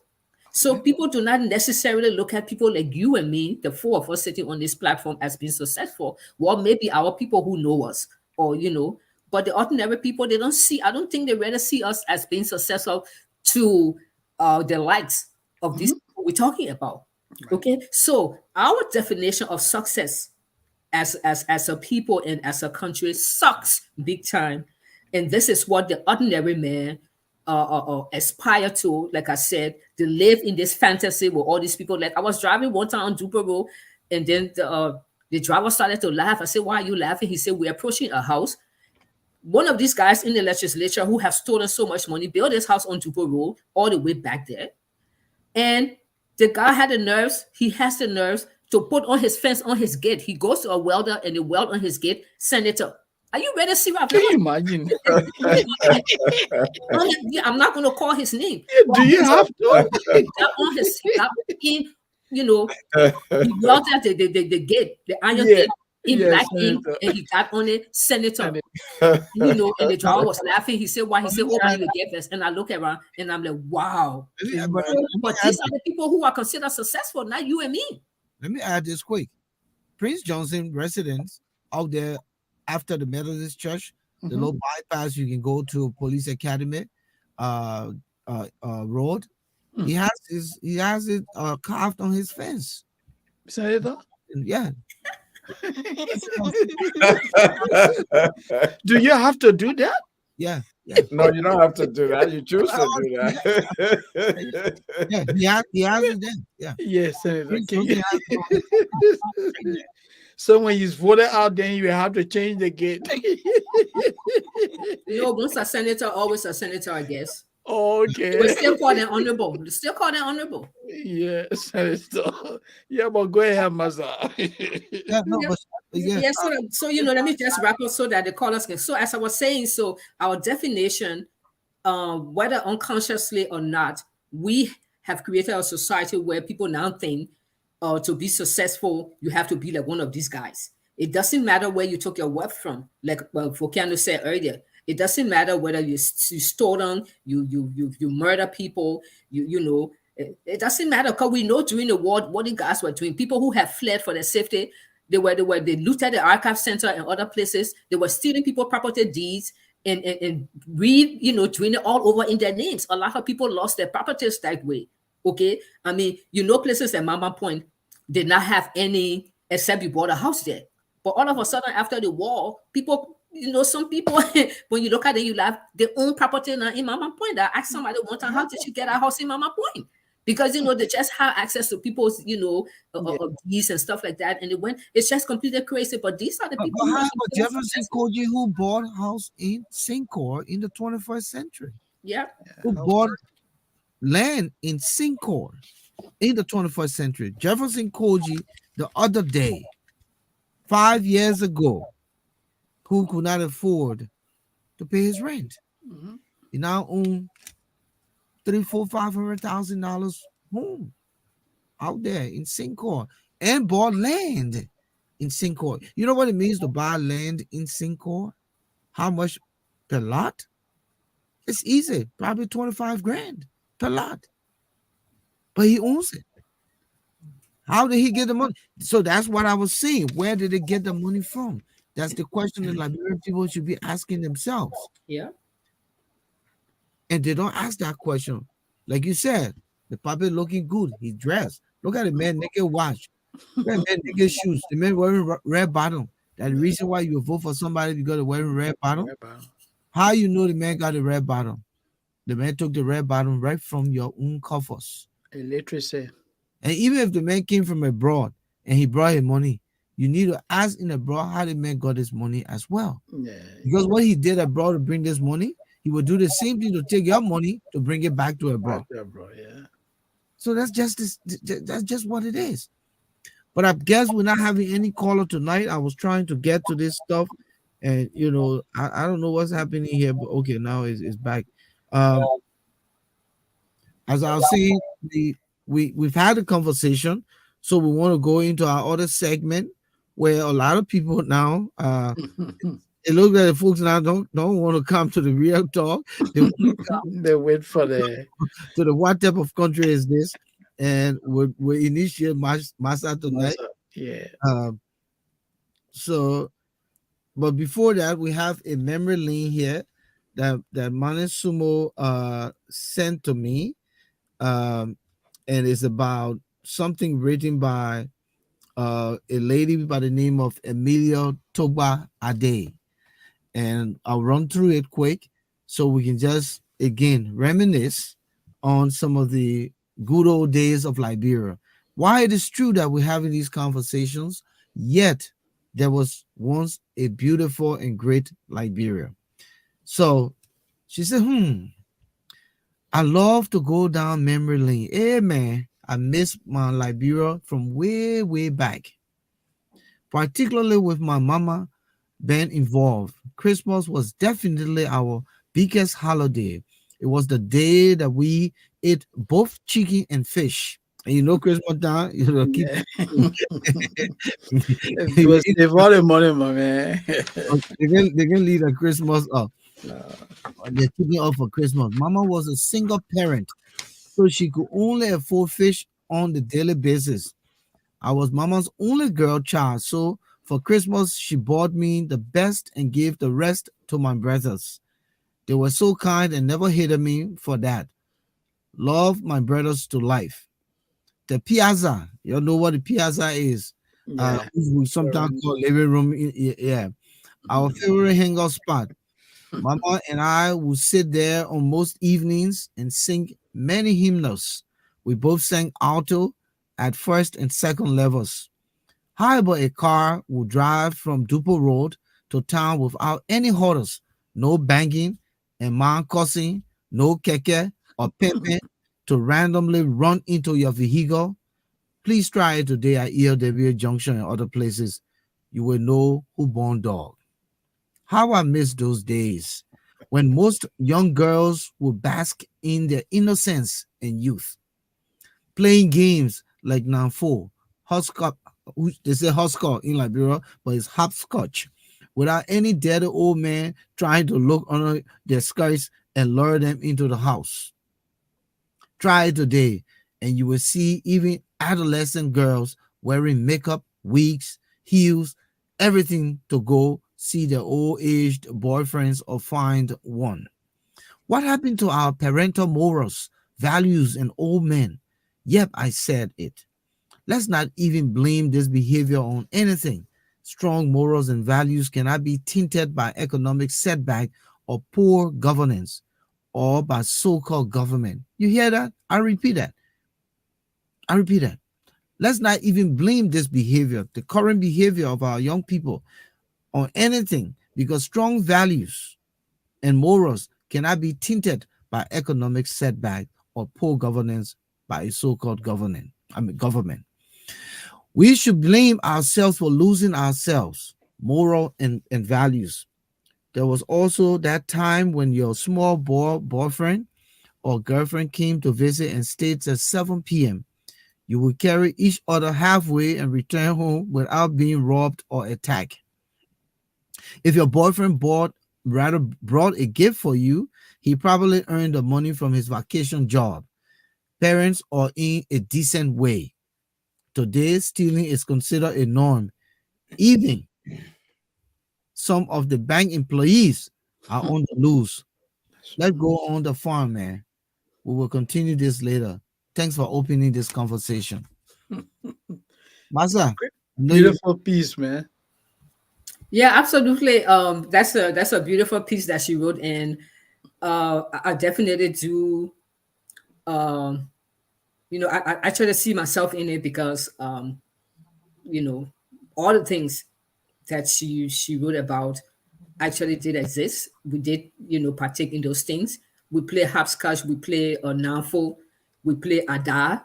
The others you jump join the Ada. You live it, but then you asking your friend Ada. Those were all part of the innocence of our youth. We play blade. We used to play blade with our brothers. And my brothers were sweet and everything, but the children were bad. You play blade with them when they grab your hand, they will hit it hard and you start crying. they call it the chicken ta. Yeah, Yeah. you start crying. The Opa would say, I tell you to eat the boys alone, your hair hard, so the boys will eat your blade. Also kind of stuff. And then, of course, we had neighborhood friends who were boys. But our parents knew they trusted them. And if they went and played basketball, they could walk into your home, they knew your boy. If you're not there, they eat your food. I just hold it. There's a caller here. Yeah. Caller from a 1375 number, Pennsylvania. The caller hang up again. Okay, go ahead. So, you neighborhood boys who were your friends, some of them played basketball, some of them was just regular. They were like brothers, so they didn't care because all of us owned their homes. I could walk into my friend's home when she was not there. I knew her bowl, I knew her food rest bowl. If I were hungry, I would just walk straight in the kitchen, open the people cupboard and eat small and listen. And the neighborhood boys, one of my childhood friends, Patrick or Watchulo today, he played basketball. He was a star player. He was always hungry. He would come to the house when you're not there. He know your bowl and eat your food. Masa. And your parents will allow him. Hello, caller. Are you there? Yeah, how you doing? Yeah. 1375 from Pennsylvania. Your name? Joseph Anderson. This is Mr. Anderson. Oh, Volcano, how you doing? You just took my mind way back. Okay. I visited Liberia on I think like 3 weeks ago. Okay. And one thing I couldn't really. It was tough for me to even picture the area. I grew up in Ghanaville. So back in the days in Marcus, I was a very, prestigious school. It was really, really, that was a good school. Everybody wanted to go to St. Marcus in Ghanaville. And I went to Liberia. We passed St. Marcus so many times. And I kept asking, like, Where have the we school passed at? St. Marcus yet? Yeah, you Ghanaville. can see the school. You can't see the school. And when we came back, I told the guy, let's go back. We went back. I saw the school. I was so angry with myself. I said, is this St. Marcus? They said, yes. I was like, you know what? We got to rebuild the school. I can't even believe it looks so small and so tiny, but, a lot of memories. So the stuff you just read, I'm just sitting here and just like, oh my God, so much. I mean, the whole kind of day changed. I was a place we used to walk from St. Philip School, walk across the street and go to school after school and come back. Now I couldn't understand anything, nothing. I I don't even know the folks that live there anymore. Everybody completely different. I mean, it's just different. Yeah, You that's the know, reality. That's what our country reality. has turned to. I'm telling you, I couldn't understand anything, and it's so sad that uh, you won't believe that when you're approaching the market area, you see the like 10 years old, 12 years old, the kid got the little thing on the head, is selling between the cars. Kids are supposed to be in school, and I brought the window down. I'm asking her, what you doing selling? Why you can go to school? And so I'm asking, I can't sell. But why your market can't do the selling? Why will you be, why will you be selling? Why your market can't do the selling? And it's just like a normal thing for everybody. People see it to be completely normal. Thank So you. the stuff you read just already took me back. Thank you, Joe. Thank Continue you to so much listen. for that. Continue to listen Yeah. because we got another segment you got to listen to. Thank you. Okay. All right. Yeah, my son, make your points quick. Yeah, like I was You saying, hire a small boyfriend too. That you remember listen, the one that was interesting. You wore your girlfriend halfway. Then she said, "Well, hey man, In the I meanwhile, you pass more, eh? you ask what y'all do on that." I don't know. kept walk back Back and and forth forth. until finally, because your pa gave you up to 7 o'clock to be home. Until Yeah. finally you look at your late time next watch. Yeah. So you look at your late time next watch, you say, oh, I can't walk you back again. Let me I go. gotta Then when you go. get there, your father is standing on the porch waiting for you because he want to make sure your face ain't look at the ball being kissing you. And we belong to everybody. Your neighbors could complain you, or guess what? They could switch your feet or just slap you on your butt or whatsoever. If the neighbor was good, the neighbor would discipline you, and don't tell your father, because if the neighbor tell your father, you get a real cut butt. And so everybody took care of everybody's children. People were not looking to molest people's children. We heard those things, but they were isolated. So yeah, I think our generation was the greatest in terms of morals. Most is we're just talking about morality, how Liberia is now void of morality. And this is what causing some of the problem too. Those days we were told that it's not good to steal, don't lie, especially lies. You can't just lie on people because you hate them. But we see what happened today. People tell vicious lies. During the war, entire families were wiped out because people lied on them. And unfortunately, this trend has continued. Now you don't even know who is who, because people who are supposed to be decent people, who are not supposed to do this. So whether you like a person, you like the government, or you like this political party or political leader, you can't just lie, tell vicious lie on what didn't happen. The people doing enough bad things already. Talk about what they're doing. Stick to it. Make it an issue. Be strong. But then they lie. So look, our society has become so degenerate. It's sad. And listening to these kinds of essays and poems that this Amelia person wrote, it just make you nostalgic for what we've lost actually. Thank It's a you. Thank you. beautiful Listen, piece. we got no time now. We got to move on. Yeah. Let's quickly into this segment quick. It's coming from Prime Vlog, and it's done by a young man in Monrovia. He always goes around and interview people. And I thought this was what we're talking about, to the decay in our educational system. Grown men cannot even articulate and distinguish. So let's watch this quickly as we go along.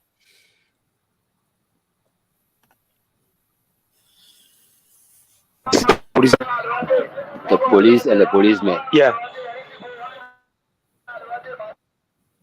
The difference between police and policemen. Yeah. The police. Call them police. Yeah. Okay. The one on the street, we call them policemen. Call them policemen. Yes. All right. All right. Thank you. Thank you, sir. Hello, how you doing? Fine. What is your name? Question for you. If a single man is called a man, one man can be called a Men's. men's. Yeah. All right. So how do you spell that men's?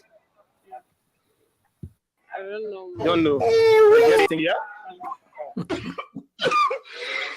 Have you ever come across the word called specific? I think I crossed it once when I was a kid. Okay, so what is the meaning of specific? If I happen to say I'll remember it, then I'll tell you, say I'm within like right now. For the period of time, You remember the word? 17 years old, You came across it once. yeah. Okay. For now, you forget about it. You remember it. Yeah. All right. How many planets are in the universe? How many planets we have? About 13. About 13. 13 planets. Yeah. Which planet are we living on? For now, which planet are we living Yeah, on? which planet are we living I'm making a mistake. Is I'm living on. Uh, I have to say, we live that. Who am I fear? on? All right. So what's the name of the planet that we are living on? We can't get the name now because it don't go to lot to somebody. Somebody. Yeah. I want you thought that you. Mm-hmm. All right. So can you That too. what is your educational status? If you happen to look at it, although if we say, because we the Liberians will say we can for a long period of time, our and also right now, I think I try my little best, but through my effort and whatsoever, I'll stop. Okay, thank you. Yeah. Yeah. Our educational status will get fall apart. And the difference between a police and a police, the one on the street, a police. Masa, so this is what we look at the people, young people who's supposed to be inheriting the country. The man does not know he lives on planet Earth. He does not even know he said 13 planets, but he said where he lived, that good planet. He doesn't even, this is serious matter. Yeah. This is It's sad. absolutely serious. And interestingly, they are the same one who going to go to the poll Teresa. on October 10 and vote because most of them already registered. Yeah.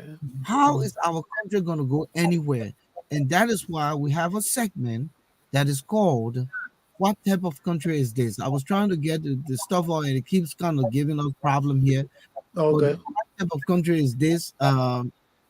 You know, I wanted to bring it through, and it keeps going back and forth. Yeah, because sometimes the way things happen, I don't know, and I don't want the Yeah, it's connectivity to screw electronics. up. Yeah. Yeah, because things are freezing. So, but I'll say that honestly, we have a long way to go. When you have young people who are not even thinking like the low memory lane we just did, that tells you that even at 7 o'clock, you know you got to go do your homework because the structure is there, the discipline is there. You got a little friend, oh yeah, go walking. Like you said, your pa, you come by your pa looking at him up to make sure you're not greasy, whether you're kissing or something. After that, you gotta go sit to that table and do your homework. No structure today. However, the writer also says that irrespective of bad governance, irrespective of what is trending, poverty, and all of that, if you come up with the right upbringing and you are a parent, you will still sustain that in your house, irrespective of everything that is happening around you. And honestly, some families are still holding moral grounds in Liberia. Some families. It may be tough, it may be hard. Some families are holding moral grounds in Liberia. And that's why we must continue to look for some of these things so that people can be aware that those who are running around the place and yelling, all is well, all is well, all is not well. Because who are we leaving this country to? So in this segment, what type of country is this? I'm not sure if you've seen it. Um, it's where we kind of look at the things that got us here. And what are we to address these things? So Moses, what type Yeah. of country is this? What type of What type of country is country is this? this Yeah. So as I was saying, when what type there of is country is this? Let we decide to go together. Go ahead. Go you ahead, Volcano.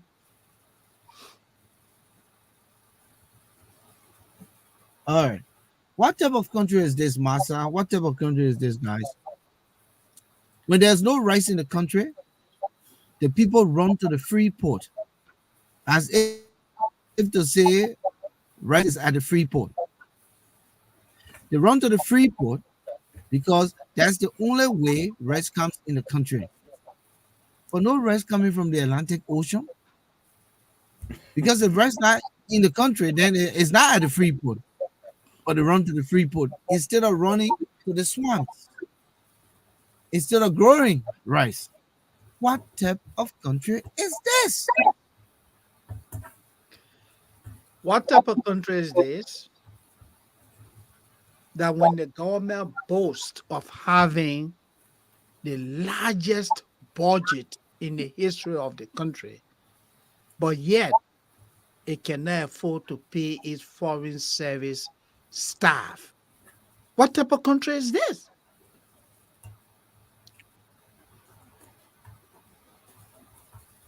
Alfonso? Thomas Awaji just put here. What type of country is this? Where you pay $15 per month for rent. What type of country is this? $15 a month for rent. But But you if I still could can't live pay $15 the is too much, my man. So you'll pay $5. yeah, but But the interesting thing is they can pay the rent. Because you don't have it. There are people who can pay the rent. Talking what are you I, talking I about? went Volcano? somewhere. I went somewhere the other day. One guy came there, right in Philadelphia. The man said, "Hey, my man, I see you for a long time, man." He was talking to one guy. He said, "My man, I will give you 15 US." I said, "But where other money you will get it, He man? was on the phone. No, You no, will no. get it, man. What, 15 US. You what happened? America, there's no other No, money." In America, he no, said the mess I'll give 15 US. Yeah. the man just come from the man just come from the man just Bro. Liberia. So he was staying here. He was staying here, Liberia thinking. Yeah, Yeah. exactly. So he was 15 staying here. US. What type of country is this, baby? Let's go to Shaggy Naki Cafe. Yeah. When What you type can't of country even is trust this? them. When you can't even trust your own family to build your house. That's What type true. of country is this? Masa? One Master. woman sent money to her brother to build a house. The man Yeah. they didn't build a house, he sent it different for her picture. Yeah. The old man, he said the house was complete. The old man works, she full a whole container. She carries, she said, all my things will come from America. So my Yeah. arrive at the port, my man. Clear the container, I can't see the mail. The man disappeared. Well, it's the same situation with a lady that I Yeah. know. Yeah. She worked for like 4 or 5 years and sending money to her mother to build her house for her. But her Yeah. brother is there, so the mother apparently is working along with the brother. But it looks like the mother just allowed the brother to whatever. Yeah. Yeah. So, but they were sending her progression pictures of this Yeah. house. But the house picture that they were sending her, the progression picture, it was somebody else's house. Yeah. So they would show the people building the blocks, then the foundation, then the walls, and then the roof.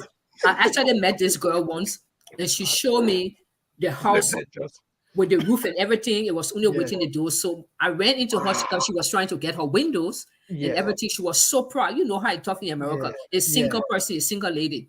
She ain't got no big professional job, you know, Yeah. Just a hustle. minimum wage. But I was so proud of her. She said, Mas, it took me 5 years.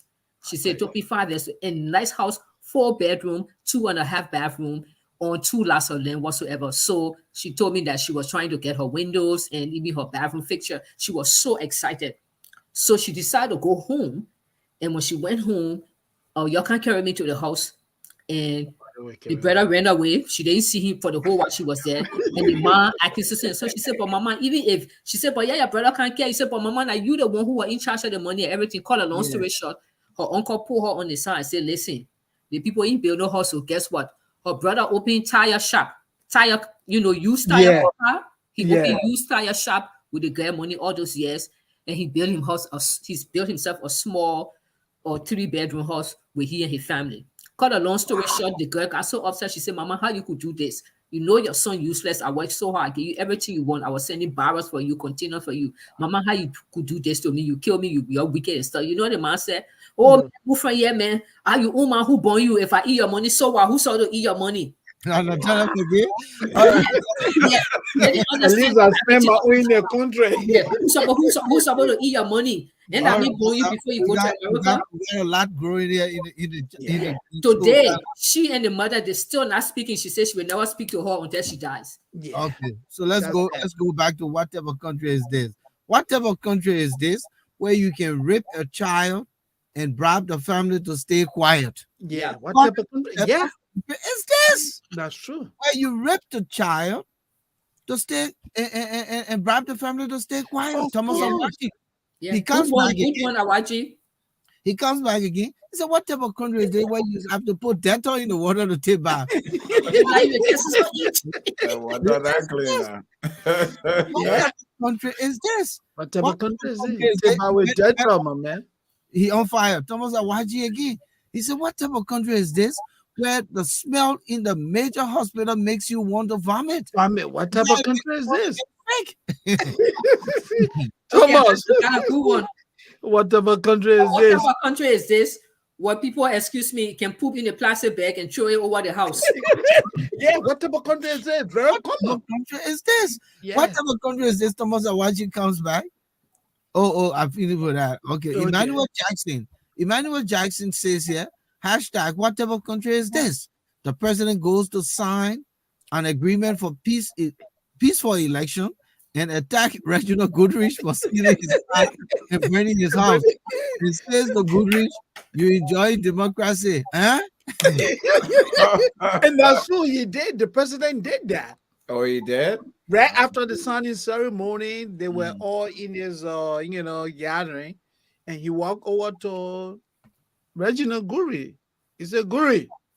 So the guy turned around. He said, oh, you enjoy the democracy now, eh? And the guy was still ignoring. You rogue. You burned my house and stole my car. The man just signed a paddle that nobody will call name. So you see how go ahead, Maza. So what kind of country is this when the residents of a community can storm the house of a local lawmaker because they woke up and there's flood, it rained all night and the community is flooded. So they storm the home of the lawmaker with their babies and stuff and say, our home flooded. What is he supposed to do? What is he supposed to do, Volcano? The lawmakers have become the development people now. And they're undertaking development project in the community, so the people go to them. They said, you solve this problem. They said we got nowhere to sleep, or the water now enter our homes with the babies, the children, with a bundle on their head. Yeah. What type of country is this? Volcano shelter. When government officials are sick, instead of going to JFK, they run into Rouse International Airport to leave the country. What type of country is this? It is, yeah. When your government officials get sick, they have no confidence in the health system of their country. Where they don't put no money in the budget, but they take the flights and go to Ghana. When that money is supposed to be paying the doctors, the hospital bills should be paying the doctors and putting more resources in the hospital. The money they took to fly and the hotels they're going to stay in and all of that. What type of country is this? And they're funding the Ghanaian hospitals when they pay their hospital bills, but they leave their own hospitals. And what type of country is this? When you have two patients using one oxygen tank. Wow. They Wow. take the tube and put it in your nose, and they put the other tube in the other man's nose. Both of you on one thing. What type of Wow. country is this?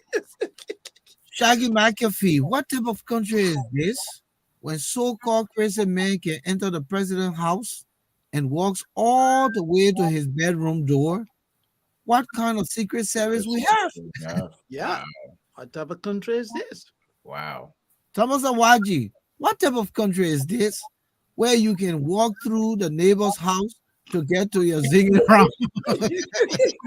Yeah. Go to West Point. I believe it's spread all over now, but go Yeah. to West Point. There's no Go- set road. You pass Yeah. through the houses. Pass through Yeah, somebody, no pathway, my man. Yeah. you gotta pass through somebody in a living room. Yeah. Pass through somebody's living room, somebody's You kitchen. pass through the person's house before you The get to your kitchen own. or they're ready. You just say, Yeah. excuse me, you Find pass. a little house where the room on one side each, and then that Yeah, long. yeah, that long hallway, yeah. Damn, that's interesting. But what type of country is this, Moses? Where no one has gone to jail for corruption in Liberia. Yep. And the fact remains, you can see the corrupts are moving about and lavishing Yep. their Yeah. corrupt gains. Yeah. What type of country is this? Yes. Massa, the Yeah. people steal. Nobody has ever gone to jail for corruption in that country. Nobody. And we celebrate them. Yep. We What celebrate. country is this? We celebrate them. That's We the say, look worst at thing. PYJ University. Look Yep. at that. Yeah. Look Look at at Thomas Fowler University. Yeah. Look at Sir Joseph University. What type of country is this? Yeah. I mean, what type of country is this that the armed robber will burglarize your home, and then when you start yelling and screaming, he come to you and say, "You better shut up. I'm blaming you. I'm okay you that. Oh, you better shut up. Let me just take the TV and the radio. In fact, even the money." Damn, Because he knows nothing there will be no that's secret. scary, man. But what Yep. type of country is this? The old man in her zinc shack and the armed robber then pass it around the neighborhood. She go and holler say, "Oh, the road there, okay." And the road say, "You better share your more inside there." The way it's easy to get to you. My son, I'm sorry, Don't mind me, my son. I mistake I made. Don't mind me. For love of God, let me share this. It just take me 1 minute to rip that and sing. I sing that. It's not that for you. We will go to buy talking about And forget it, let me share this before I keep this. I know all of you guys will remember, on Broad Street and Johnson Street, those days, that's where we used to get, texture to go, kind of other places, right? Yeah, right. So there's a guy who used to be he used to pickpocket. So all the women who used to sell there, they knew this guy. When the vehicle come, he will ugly. He fighting won't the get gun, him they tell you at the same time, he begin people packing. So they were all standing around, they just taking the people fighting, and the other lady was selling peanut. She said, "You're not going nowhere, yeah, we know you."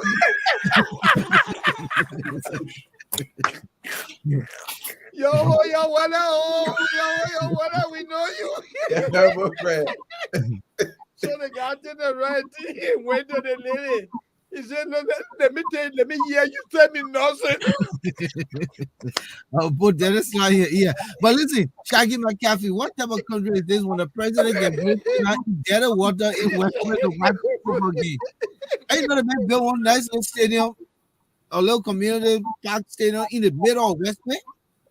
Yeah. I saw that thing. Yeah, I saw it. Yeah, they put up a mini stadium there in West Point. It's exciting to see, surrounded by all of the zinc shacks. Yeah. And they just put it in the middle of West Point. National development there. What type of country is this, Thomas Awaji, where patients are being held hostage for not paying the hospital bills Yeah, at the JFK? yeah. They become hostages. What type of country is this where the mosquito can't let you sleep? Yeah, spinning around your ear. Wow. Mosquito can't let you sleep. Because of that doing this. You Jackie, can you better have to sleep, think, man. what kind of country is this when parents and their young daughters to be prostitute for the family to eat? Yeah, yeah, man. Yeah, yeah, Yeah, yeah. what type of country is this? Earlier, I think somebody said, the issue about morality. But what type of country is this? You call yourself a dad. You had the opportunity of providing, but today you are unemployed. You're 16-year-old. Is dating a guy who is 45. But this is the guy who is taking care of the family. What type of country is this? Your daughter is being exploited, but you're afraid to talk. What type of country is this? What type of country is this? The water and sewer manager resigns his post to run representative in Bowman County, brings a jack truck because he like, I want to know jack For truck, all the government vehicle. like all the government vehicle for a personal property. What Yeah. type of country is Country is this? this? Yeah. And that Isn't happened it? today. Yeah, Isn't it the same guy who actually was demanding bribe? He was at National Housing and he was demanding bribe from those contractors. I don't Yeah, know. Is this that Sion was you're him. talking about, Dwayne Sion? Yeah, Yeah. that's Dwana Zion. The same. Yeah. If it's Dwana Zion, he's the same guy. Yeah, he's managing director at Yeah. Water and Sewer Corporation. Let's take this one up quick. Raymond Clark, his first one here tonight. What type of country is this where the citizens are accustomed to feeling the people who are popular to Popular. lead them? Yeah. Yeah. What type of country is this? Where people elect people on the basis of what they can afford to offer them, but they're not looking for competence. What type of country is this, Thomas Awaji, where men are sending their women in people in boxes to solicit sex? Ooh. What type of Your, country is this? your inbox, like Yeah, yeah, on Facebook. messenger. Yeah. Yeah. What type of country is this that when people apply for jobs, the first question the HR manager will ask you is, do you know Mobile Malu? Or do you know Jefferson The Koji? CDC, yeah, if you say no, they say no, my man, no vacancy. Do you know Thomas Mara? Do you know Sir Joseph? Yeah. What type Because of these country are is the this? names that will get you the job. What type of country is this that has no vice president? Whenever the president leaves the country, he puts someone in charge. On the purpose of the VP again. Why? What type of country is this, right? Yeah. But listen, man, we have hit the 9 o'clock mark as Yeah. usual. This is where we want to wrap up. Yeah. Masa, it was good having you back here. I hope that you enjoy this Yeah. ride. One of it. But let's just go back quickly and go around the room and give our closing minute or two on what we talked about, and let's enlighten the voters as to where we hope they can take our country. Because again, as I said, they are now the superstars. They have the power. All these things are happening come October 10th. They have the power. What message do you have for them, Masa? 1 or 2 minutes. Actually, it is such a delicate situation because of all the different factors and stuff that we talk about. So it's not one thing in isolation that you can speak about to be fair to them, but then also to be fair to the voters, but also to hold them accountable. So we don't have the necessary mechanism and empowerment that they can rely on to say, okay, you know what, we're going to make this decision and we're going to stick by it. But we can only appeal to their own goodwill and hopefully people have some morality left, because a society without morality is a deadbeat society. It's a decadent society, and this is what Liberia is experiencing. So let's hope that we can appeal to the moral conscience of people. Every human being has a conscience. Appeal to them to please, we know things are hard. We know, but we have to all make the sacrifice so that things can be better tomorrow for everybody. So please, don't sell your vote. Your vote is your most, besides your life and the breath that you breathe, your vote is your next most sacred possession. You can't just sell it cheap to somebody for $5, $10, $20. You have to stand for something. Say no to those charlatans. You know the people who stealing the country resources. You know the people who keeping you in abject poverty. You know the people who raping your small daughters, talking about that are godchildren and that are girlfriend. Say no to those people. Give decent people a chance. Don't always look at money. Let's help fix this country. It requires sacrifice on the part of everybody. You can't want to have a decent society and don't think that you will not make some sacrifice. Honestly. Thank you, Master. Moses. Yeah, I just want to piggyback quickly on what Master said. And my question to all the voters in Liberia is, since 2017 up to now, let's assume that you were 25, you are soon to be 31. Is your life better than what it was almost 6 years ago? If your answer is no, then this is the time to put Liberia first.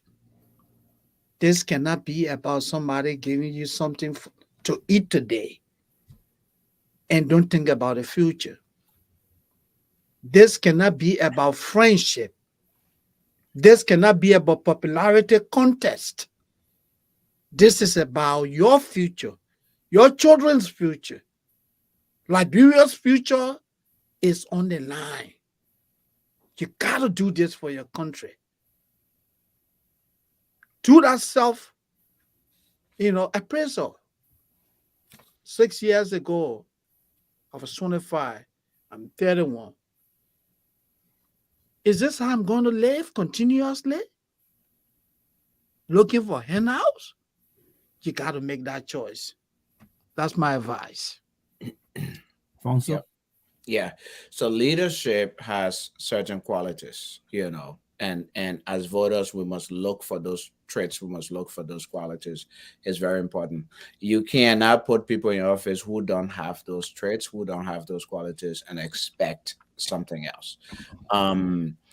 We can be asking for better hospitals, better, education system, better road network, etc. But at the same time, vote for people who are not honest and who do not have the experience, have not done that before, because they will not be able to deliver those things that you want. It's not magic.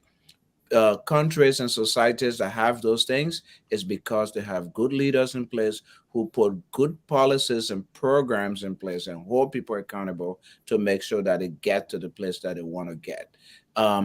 Again, is so we in these coming elections, as you have said, are extremely very, very critical. They will decide whether Liberia moves forward or further backward. We just did what type of country is this? People talk about the experiences. Clearly, our country is going backwards. Clearly, it's going backwards, and we can save it. And the only way we can save it is with our votes. So this is a plea to the voters in Liberia to vote right. Do not sell your votes because you basically be selling yourself, your future, and your children's future. And I would just like to re-echo three of the points I made earlier with regards to the first. Look at how these people you are running behind that have money got the money. You want to make sure you know how they got the money. And oftentimes they get the money from the very coffers because they've done government job. No Liberian in Liberia gets rich because they work hard. Maybe the few in the time that I was growing up, Tommy Bonard, was one of the businessmen. What the other man named Warabi and Sons. Those Yeah. are the guys who started from scratch. But Bernard Ure, where did he get his money from? Where did he get his money from? Ask that question. So we can go on naming where did Opon get his money from? The 80 million now, we don't know where he ended up. But the people who were in his circle said he squandered everything. Does he deserve another 6 years after taking 6 years of your money, building 49 condominiums, owning properties in Dubai, in Morocco, in Senegal? So think about that. The second thing is, this is the time you can weed these people up. out, rather, using the law, using the media. Shame some of them. Shame some of them. And if you don't do that, you're only empowering them. You're only confusing the people around you. For those of you who know their track records, weed them out. Shame them. And again, as I said, the international community has a part to play.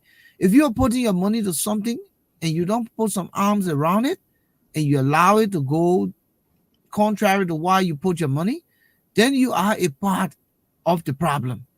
You send 200 people to go and observe, and all of these irregularities and chaos going on with the voter registration process, and we haven't seen anything.